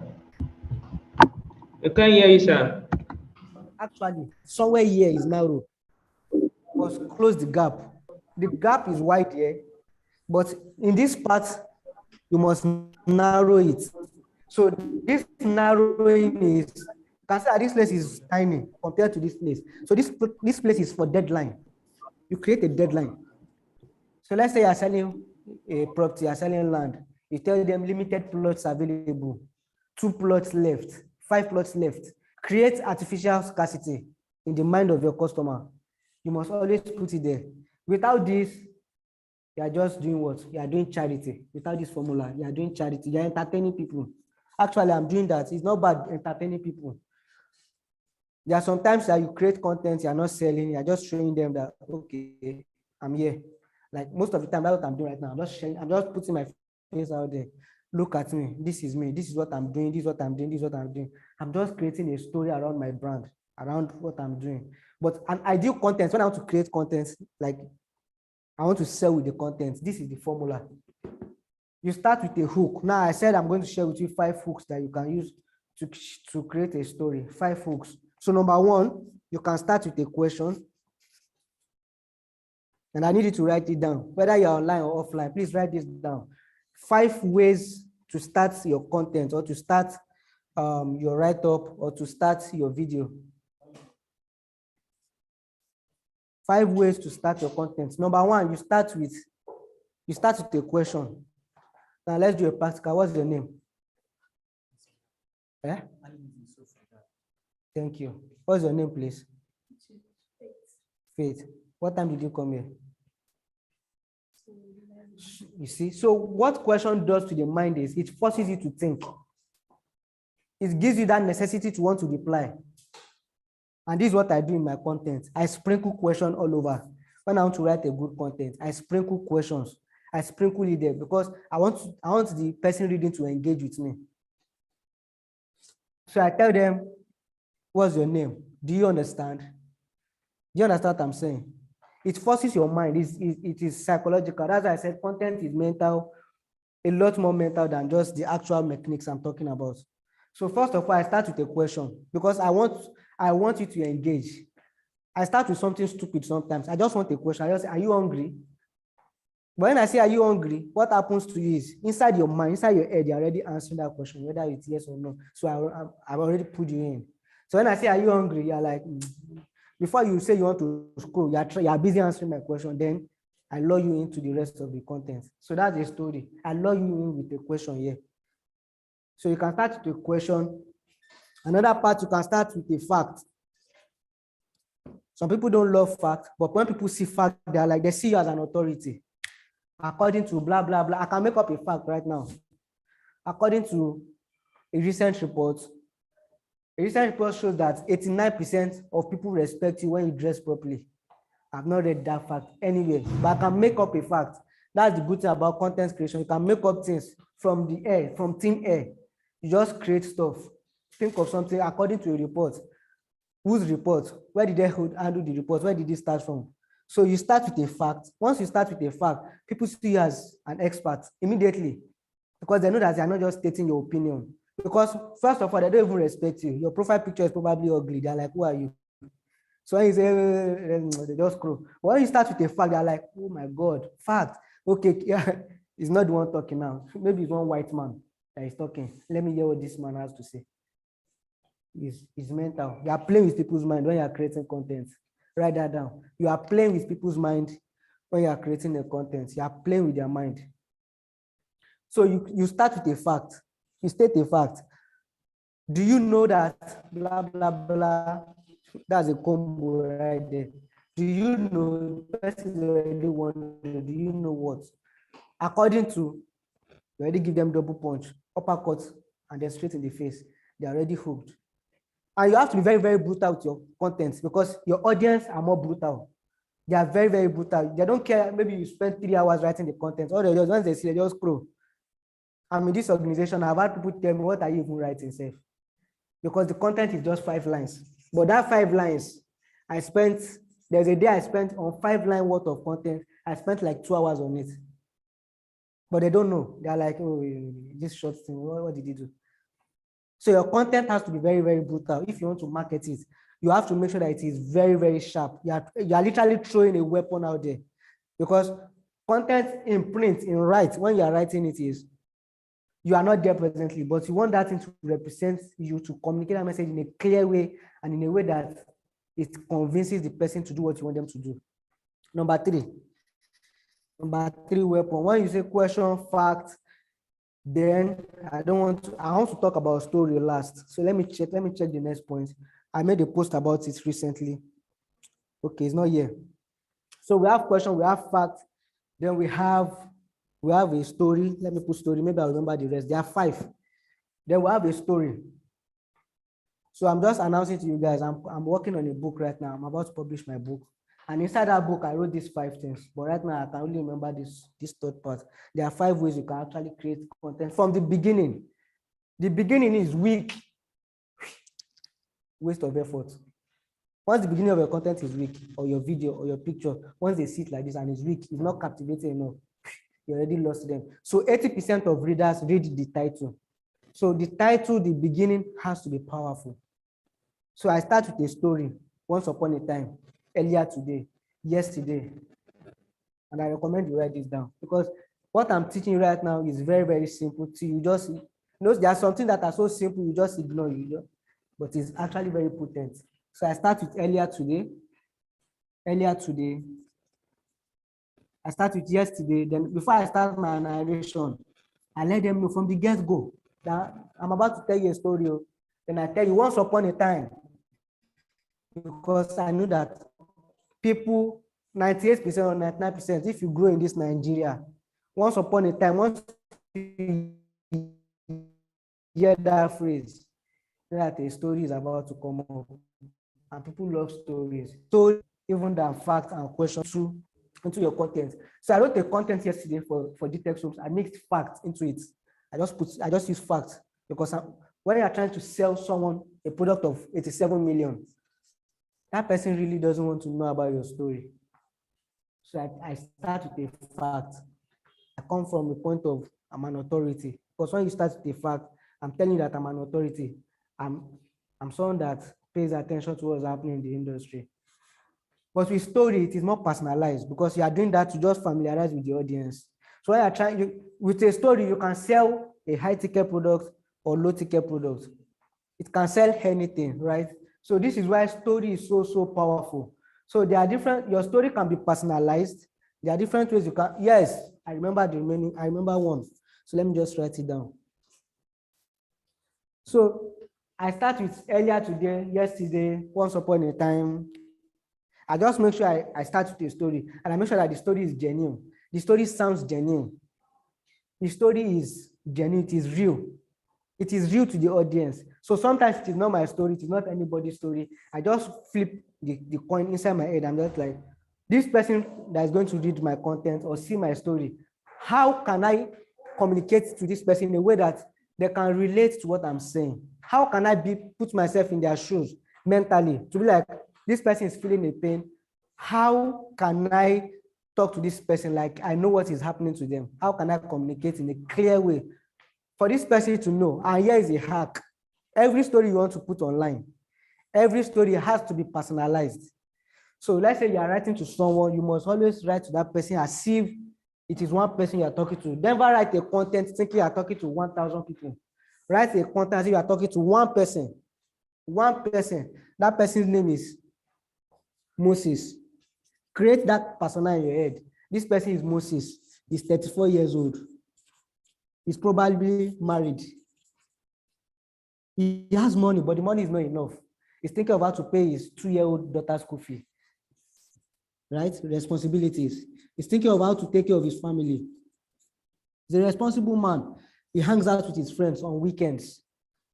I start to think about these possible scenarios of this guy, and I'm like, okay, now I have the data. I just create this thing in my head. Then I'm like, okay, I'm going to write about this Moses, about this guy that I created upstairs in my head.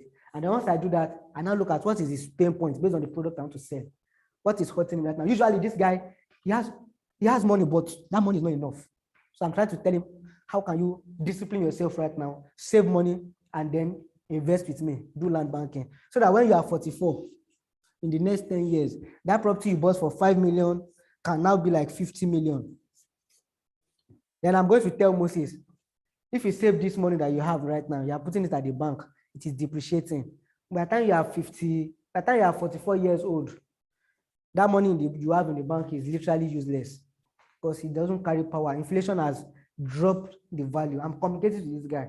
Now, if I'm communicating to a guy that is 60-something years old, the content I wrote yesterday, I just flipped in my head. What's this guy? Who is this person I want to write to? This guy is 65 years old. Right? I thought to myself, this guy is 65. He has money. He has a family. He probably has grandchildren. But this guy is already thinking about his death. He's thinking about, very soon, I'm getting closer to my grave. He's thinking about it, but he wants to enjoy life.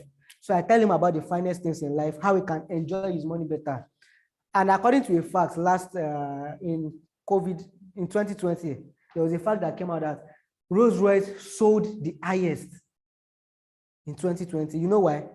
These people had all this money in the bank, and they're just like, inside COVID-19, this corona, so my money is actually useless. What am I not saving this money for? So I will not die, I will not enjoy my money. So immediately after COVID, you know what all these rich people did? They just started ordering for Rolls Royce. Fancy cars, luxury products started selling at an incredible rate. All these people were just like, how will I have all this money and I cannot spend it? How? And you know what Rolls Royce did that time? Every movie that came out at the time, Rolls Royce sponsored it a little bit. Rolls Royce put their car in there. They give the actor, say you are the actor, use our Rolls Royce in your car. In the hotel, they'll just put the car. They are not telling you come and buy, but they are planting that brand in people's mind that this is a cool thing to have. So these people are like, how much is Rolls Royce? And $500K dollars. And this guy has $2.3 billion in his account. Just like, and I have all this money, I will not enjoy life. So if I've died inside, they saw some of them, they saw their friends dying. So they're like, oh my God, so I'm this close to death. I must enjoy this life. So I saw this guy, 65 years old in my head. All I just did was, okay, this guy is 65. Then I gave him a fact. If you go to GTech's home page right now, we are going to see a big grid talking about Jasper Gardenia, right? If you go to GTech's home page, maybe after this class, you should check GTech's home page online and check it for yourself. So there's this big grid, we created the attention, then I make sure that that write-up has to be crazy a little bit. And once that kind of thing is marketed, I'm very, very sure to convert, because what I did was I created this guy in my head, he's 65. Then I created a fact that, do you know that the environment you live in determines how long you live? Do you know that rich people live longer than poor people? So I'm validating this guy that, guy, you have money, but if you don't have this gardenia, you may die sooner. Like that's the essence of the content. I was like telling this guy, you will soon die if you don't buy gardenia. That was just the simple way of saying that content. Guy, if you don't buy this gardenia, you will die soon. So what I told him was, guy, do you know that the dust you inhale, once you are going out, probably there's all these potholes on the road and stuff like that, and your noisy neighbor. I put all these things together for him. I was like, guy, if you want to live long, and I told him, inside this house, there's greenery, there's fresh air, and then the house is smart. You don't need to be owning the switch. All you just need to do is clap or say it, the switch will on. So I'm painting the life of ease for this guy. So if someone like this sees it, is likely to be moved, more likely to be moved. But if I paint the picture of this guy for this guy will not look at me 2 times. Because this guy here is struggling. When I tell you, oh, you are struggling, this guy is over here just like this. This is not for me, just scroll. You know why? Because this guy already has money. He has the money, he has a family. His wife is probably dead, in fact. Or his wife is no longer with him. Maybe he's even divorced. So this guy here is just there. He's just living life. So I'm telling him that, okay, come and experience the ease, the lifestyle in Jasper Gardenia. So that's what I'm telling this guy there. So you create a persona with your story. Because inside the content, I used fact to hook this guy, because this guy is about to pay me 113 million or 87 million. So this guy, I'm not talking to this guy, as if I'm talking to my mates. I'm giving him fact that one institution released the other year, and I present it to him. Now, another thing you can use to hook people with your content is you use a phrase, a short phrase, not more than 3 words or 4 words, max, or 5 words, max. The word will not be more than 5. So I start with something crazy. I say something like,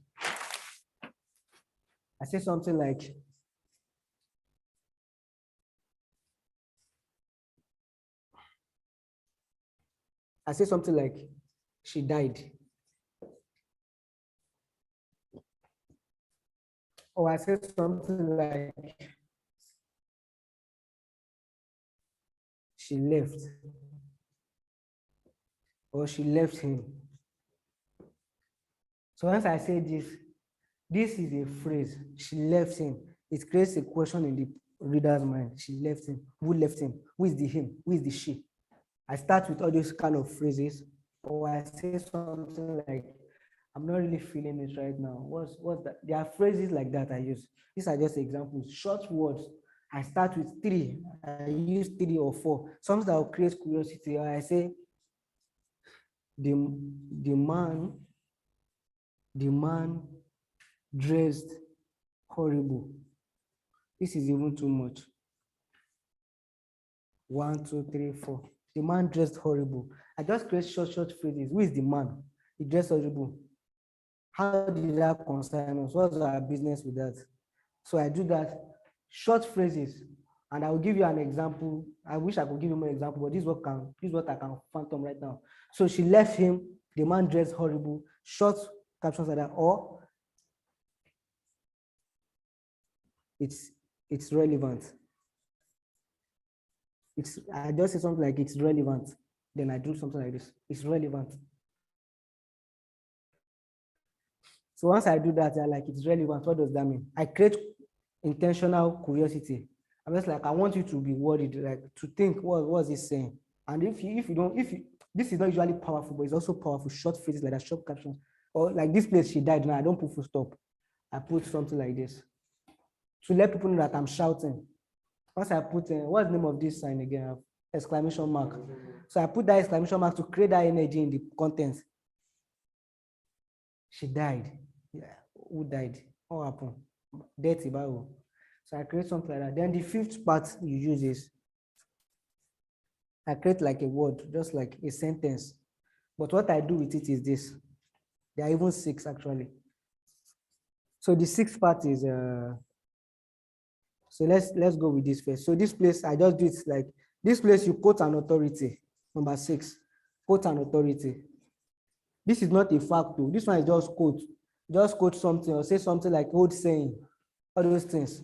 Put it there, quote an authority. In the year 2019,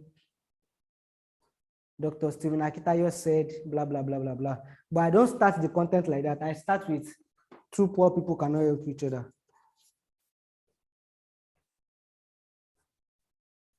Blah, blah, blah. Then I cover it like this, like a phrase. Then I put Dr. Stephen Akitayo. So I'm quoting an authority. I'm letting you know that this is not my idea, but this is an authority. So this place, I'm telling people I'm taking information from an authority and I'm putting it here for you. Then that hooks you, you want to catch up. Then this other part is a sentence. I start with something like this. I went home late last night. No, it's a complete sentence like that. I went home late last night. So this is more of in-depth kind of content. So I went home late last night. Like this, I put it like this. Then I start with my story. I say, I went home late last night. The gate man said, then I start with my story. Because there are different ways of telling a story. I can tell a story directly as if I'm saying my story. But if I'm saying it like a third party person, I went home late last night, the gate man said. But because you read this part and I've already lured you in a very subtle way. You don't know I'm trying to get you to read. So there are 5 or 6 ways you can quote an authority, use short phrases, use a question, use a sentence, but just paraphrase it. Start with a fact and with a question, and never you forget to use a deadline and call to action at the end of your content. Always use a deadline and call to action. And on the final note, I want to tell you guys, once you are creating a content online, don't be rigid. Don't be like, oh, I'm looking for my spelling error. I'm like, I don't want to do spelling mistake. I don't want to put comma. No, it is called social media. It is not corporate media. So on social media, be free. Be ready to start your sentence with even a small letter. My name is, don't start with capital letter M, start with small letter A. The top creatives online, they don't follow this grammatical BS that is online. They are very creative. So don't be rigid, be very flexible. Unless you are writing to a lawyer, put all your punctuation and grammar in place. But on social media, WhatsApp, Facebook, YouTube, Twitter, Instagram, be free. Don't be rigid. I don't want to do mistake. Help me check. It's comma there. You have no business with that. And make sure, I hope you are writing this down, and make sure you put spacing in your content. Put spacing in your content. So every 4 lines or every 3 lines, leave a space, leave a paragraph. So you write, let me just do this on the final note. So let's say you've been writing like this. Never create a block in your content. So there are 2 types of, I don't even know why I kept the first one anyways. So you can create a content like this, block, no space, nobody will read it.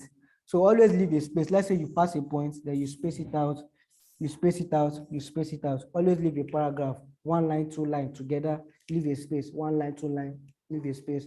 So that creates white space and people want to read what I'm talking about. And then the shorter the paragraph, the better for you. That's why this is very effective. She died. I start with a short phrase, then I continue. But I don't want the story to be so long that I don't want to read the entire body.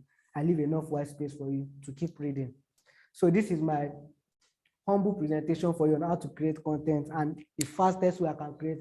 It is deeper than this, but I hope, I'm very certain that if you just apply 70% of this, you are good to go. So thanks for having me and thanks for coming.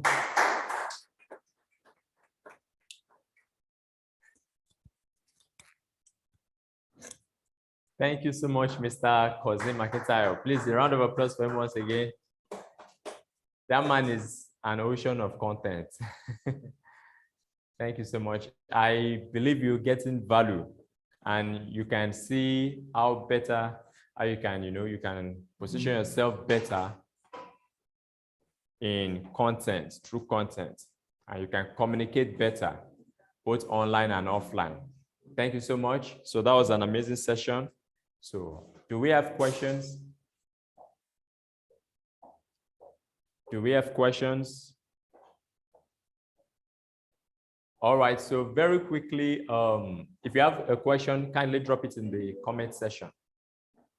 Drop your questions in the comment section and they will be attended to shortly. So very quickly, we'll be talking about Power Base. For every associate, every realtor, is very good you have your Power Base. What's Power Base? Power Base is a list of contacts you have that you can reach out to, you can communicate value to, and then you can now convert them into people who will buy from you. So a lot of people as associates, you have high net worth individuals, that you can reach out to on your contact list. It could be in your circle of influence, your circle of network. It could be in your churches. It could be in your social gatherings. People can afford properties. People can buy from you, but you may have the challenge of how can I communicate this thing to them? How can I really close them? I'm a new beginner. So while you're learning, you're going through the learning process, while we are grooming you to equip you so you can better and effectively communicate with them. While you're going through that process, you can, put your Power Base together and, reach out to the closest or the present branch you are. If you are in Omole, for instance, you can give your Power Base to the coordinator at our Omole branch. Just ask for the coordinator at Omole branch. If you are in Abeokuta, do the same. If you are in Ibadan, do the same. Put together your Power Base. You can, as an associate, you should have a minimum of 50 people that you are reaching out to, that you're following up on. A minimum of 50 people. So if you are finding difficulties in following up on these people, just give the Power Base to the coordinator of the branch where you are, and they can effectively follow up on these people for you. Once they make a sale, you get your commission. So it's a very easy way for you to make money. On our landed properties, you can make as much as 10%. On our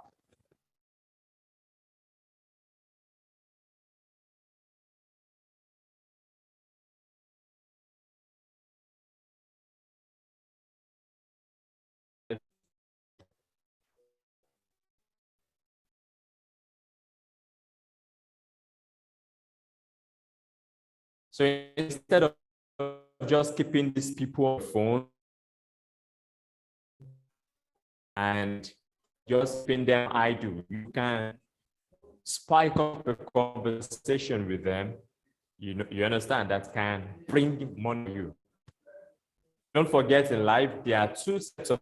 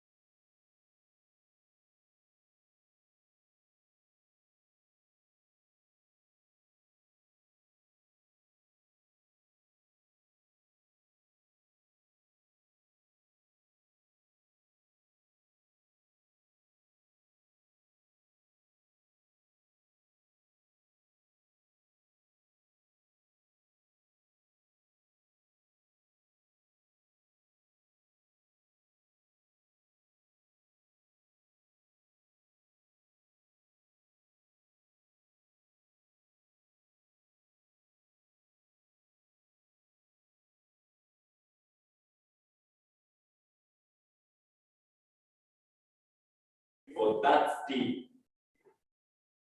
Is the camera on?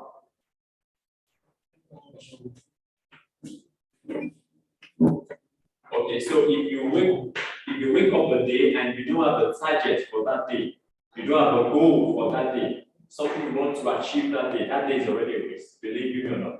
Because you will just go on carrying out activities. Activities are different from productivity. So you want to ensure you have sales targets. So as a company, as an associate, to help you in meeting your sales targets, we are giving an incentive as well, just to support you. And today, for example, we have been talking about on how to boost your online presence, how to engage your people online. There's lots of content about being online. So what we want to do for you as associates is, if you can work with us as a team, you understand? You bring in a sales of 50 million, we give you a brand new iPhone 12. 50 million initial deposit, you get a brand new iPhone 12. So what you want to do now as you're going back home, look through your contacts. You understand? Look through your contacts, go through your notes. There's different things you have not put in place, the strategies you have not put in place, and what you feel we can still do, even to assist you. If you know you have someone that we can reach out to on your behalf, we can reach out, we can do that for you to make the work easier for you. We convert them, we make them, buy, and you get your commission. You eat an initial deposit of 50 million, you get a brand new iPhone 12. So I hope that's good. If you believe you can do it, let me hear you say yeah. Yeah. Good. I love the energy. So across all branches, please let's ensure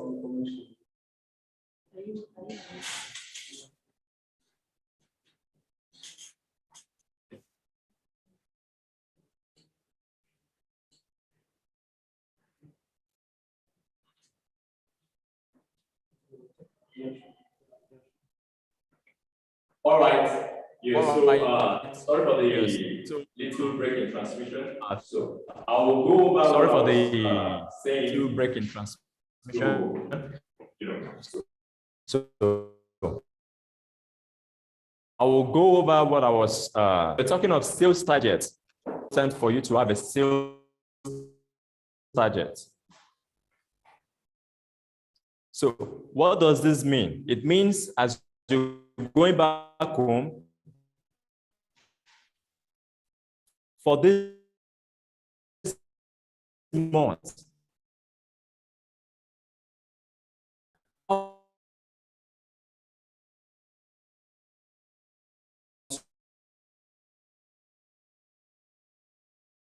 what are things you want to do to make sure you to this money? What are so as a salesperson, irrespective of your industry, be it the real estate, any industry you are, it will be difficult for you to break through. For this month, you have a sales set of million or 100 million. Wake up every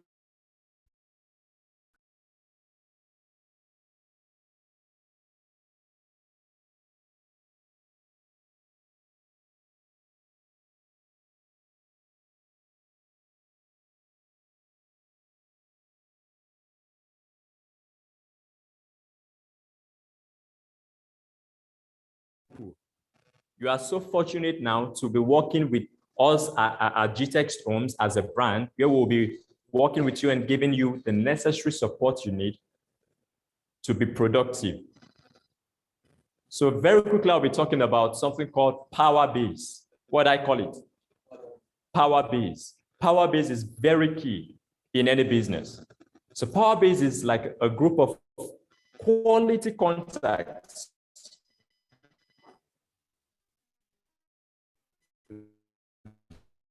that you have, or you can you can someone who is an admin in the local government, or that knows politicians. You may not have the direct access to them, but go through a gateway. If you give me number of persons, you understand? If I close a sale through them, if they buy acres, if they buy plots, we share the money. Imagine 1 acre of maybe Barrow Beachfront, 15 million, and 1 acre is 6 plots. So that's 90 million. You get 9 million. So it's not bad. You share 4.5, 4.5. Is it not a good deal? Excellent. So what you want to do, don't underlook yourself. Don't believe you cannot do it. You can do it. Everybody here on this meeting has the potential to do it. Can I hear you say, I have the potential to do it? I've got all it takes to do it. So get this power base, get this group of contacts together to make it easier for you. Once you have them, you may still be, having 1 or 2 challenges in being able to communicate well to them. So while you're being trained, while you're being groomed to do this, reach out to the branch coordinators of the closest location to you. If you're in Abuja, reach out to your Abuja branch coordinator. If you're in Omole, reach out to your Omole branch coordinator. If you're in Banana Island, do the same. I have this contact. Please help me follow up on them. Help me reach out to them. And once they buy, you get your 10% commission. Someone ready for business? You're ready for business. I love that. So it's a very easy way for you to make money. So someone say power base. Ensure you work on what? Your power base. Grant Cardone, we always say contacts equals to contracts, and contracts equals to revenue. Someone say contacts equals contracts, and contracts equals revenue. Also, you should know that your network, the quality of your network, determines the quality of your network. What? The quality of your network determines the quality of your net worth. So from today, you need to be intentional about where you go. Be intentional about the group of people you associate yourself with. Don't work with people when you tell them 10 million, they are talking of 10,000. When you are thinking of how you can make 20 million or 50 million this month, they are talking of 100,000, or they are laughing at you. If you really want to go far, there are some people you need to set aside. Are you with me? There are some people you need to set aside if you really want to go far. People who are not in line with your vision, don't waste your time. So we have something amazing. Put your hands together for GTech Stones, because we have something amazing for you. And that is our incentive for this month for all our associates, all realtors, that can bring an initial deposit of 50 million in sales. We have a very good gift for you, a brand new iPhone 12. Someone ready to get that? Sure. So a brand new iPhone 12, if you can bring in a minimum of 50 million naira initial deposit. So all you need to do, just bring in 50 million naira sales this month, and you qualify to win an iPhone 12 to yourself. So that can help you in your online productivity, your online branding, everything you've been learning today. You can carry them out online once you have a very, very good phone. You ready to win that? How about those online? You ready to win that? Yeah, sure. Okay, so very quickly, I'll be bringing up Miss Mercy Igbenegu. She'll be telling us, talking briefly to us about the upcoming masterclass. So please, a round of applause for her as she comes on board.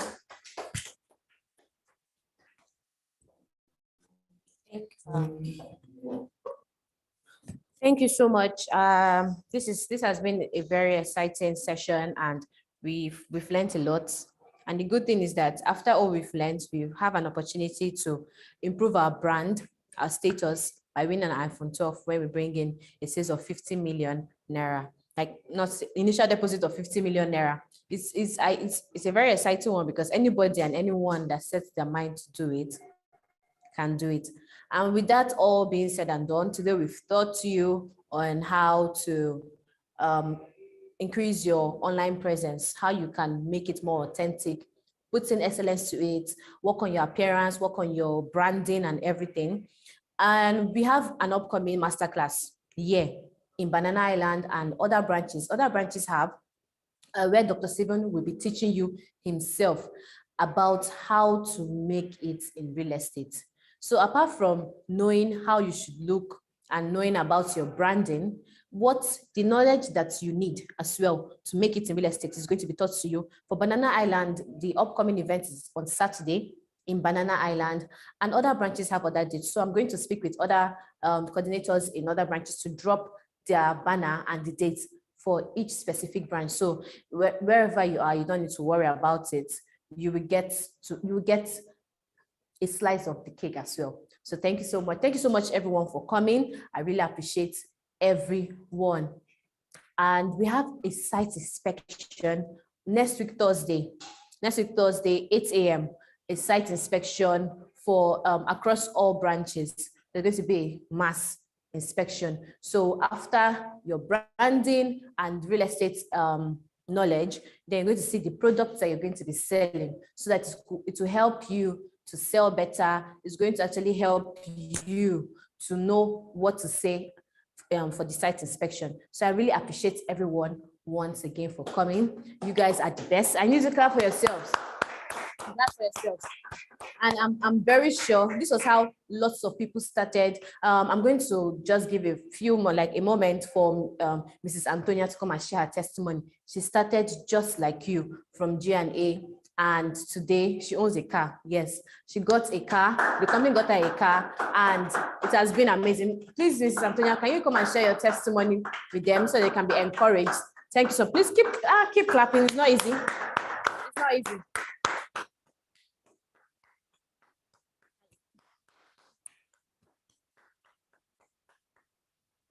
Thank you so much. Thank you.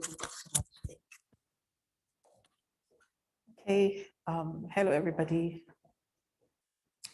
Okay, that was, I didn't see that coming, which is good. So hi, everybody. My name is Antonia, and I am a consultant with GTEX Holdings, also GTEX Global. I love to say that. So I'm certain I'm talking to global audience, and so it's really great to be here to give you a testimony of how I got my car. So I'm grateful. Thank you so much, Mercy. I'm very grateful. Thank you, and thank you to the biggest boss, the greatest LD, and the richest African billionaire, Dr. Stephen Akintaya. I'm grateful, sir. Thank you for everything that you do for each and every one of us at GTEX Holdings. Words are not enough to express my gratitude. Thank you so much, sir. I'm very, very humbled by your humility and wealth. And I sincerely do appreciate this opportunity and every opportunity given to me. Thank you, sir. God bless. So for me, testimony is it's huge, actually. Sales is what it is. You can do it. You've heard from all the amazing people that have taught us today. It's very possible you can do it. Wherever it is that you are from, wherever country you're listening or watching us from, it's a delight to tell you how easy it was. All I did was follow my MD. Obviously, I've had sales experience, but if you haven't had a sales experience, all you need to do is follow the boss. He has the strategy and he has already put everything for you to make it, for you to sell and make it very easy for you to achieve what you want to achieve. So for me, it was more of what I've been doing and what he's been teaching, his books, online tutorship, or tutorials rather, sorry about that. And for me, been a process. And the process got me my car. And I can say that everybody can get a car, not just a car. You can get anything. You can, your investment, your lands, your future, your whatever it is, you're working. All the ideas you've been taught today, you can put it to work and you see your sales come to pass. Like I'm sure you have what it is that you want to get. You have a target for between now and a couple of months, right? Miss Grace, Faith, and Mr. Sorry? Bilad. Okay, so we have people here and then all of you online. You can achieve all that you want to achieve. It's very easy. All you need to do is apply the information that you have been given. And that's what I did. There was nothing else. And of course, very importantly, you need referrals. Then you need to build your clientele. Then you need to have the integrity of the company. So as you're representing GTEx, because you're here, so you're presenting GTEx. As you're representing GTEx, you need to get all the information, you know, required for you to sell the luxury, because it's a luxury and premium information. Sorry. It's a luxury information that you need to be confident about. You need to build your confidence. Confidence is very important in this business. If you don't have it, it's going to be difficult for you to sell. It's going to be difficult for you to get, you know, a large number of people to buy. But there's nothing like impossibility here, because we give you that information and guide you, you know, to achieving your goals. And don't, like somebody, you know, during the classes, don't look at where you're coming from. Look at your future, the vision. Your future is who you are. Where you're coming from doesn't matter, it's the past, right? So where you're going to is what matters. What can you see? And then you live in the reality of what you see. And then you will become your dream. And that's it. Basically, that's it. So for now, that's where I leave you guys. I love you. I'll see you soon. Thank you. Thank you so much. Thank you. Thank you so much for sharing that. Well, and I hope you guys picked something very important. She said, all you need to do is follow what is being taught. Follow Dr. Steven, follow the teachings, because teachings help you. They always keep you at float. You know, the Bible says something that faith comes by hearing, and hearing the word of God. Same thing with anything that you have to do in life. If you want to make it and you want to be at the top of your game in real estate, keep listening keep learning about real estate. Keep listening to people who are talking about real estate, not people who are telling you that this land is so expensive, because that is where your mind will start tilting to. Feed on all this information. And with all this and with that, we are going to officially call this amazing session a wrap. Thank you guys so much for coming. You guys are wonderful. I need you guys to clap for yourself, clap for yourself. If you know that you are a billionaire right now, clap for yourself. If you know that right now, as you're going back, you're making a 50 million naira initial deposit sales, clap for. Are you sure they're clapping? Clap, clap, clap. I'm not hearing the clapping. So guys, thank you so much for coming. It was such an amazing session with you guys. I'm glad that we are all fired up and ready to go and rebrand ourselves and be that realtor you want to be. So till we meet again, and don't forget, inspection is next week, Thursday. So see you next week, Thursday. Come out in your beautiful attires. I want to see everybody looking pink that day, like pink. We're going to take pictures. But in Omale, in Abuja, in Abeokuta, in Asaba, everyone is joining. The different people are joining us from there. In case people don't know, different branches, all across all our branches. So guys, see ya. Thank you.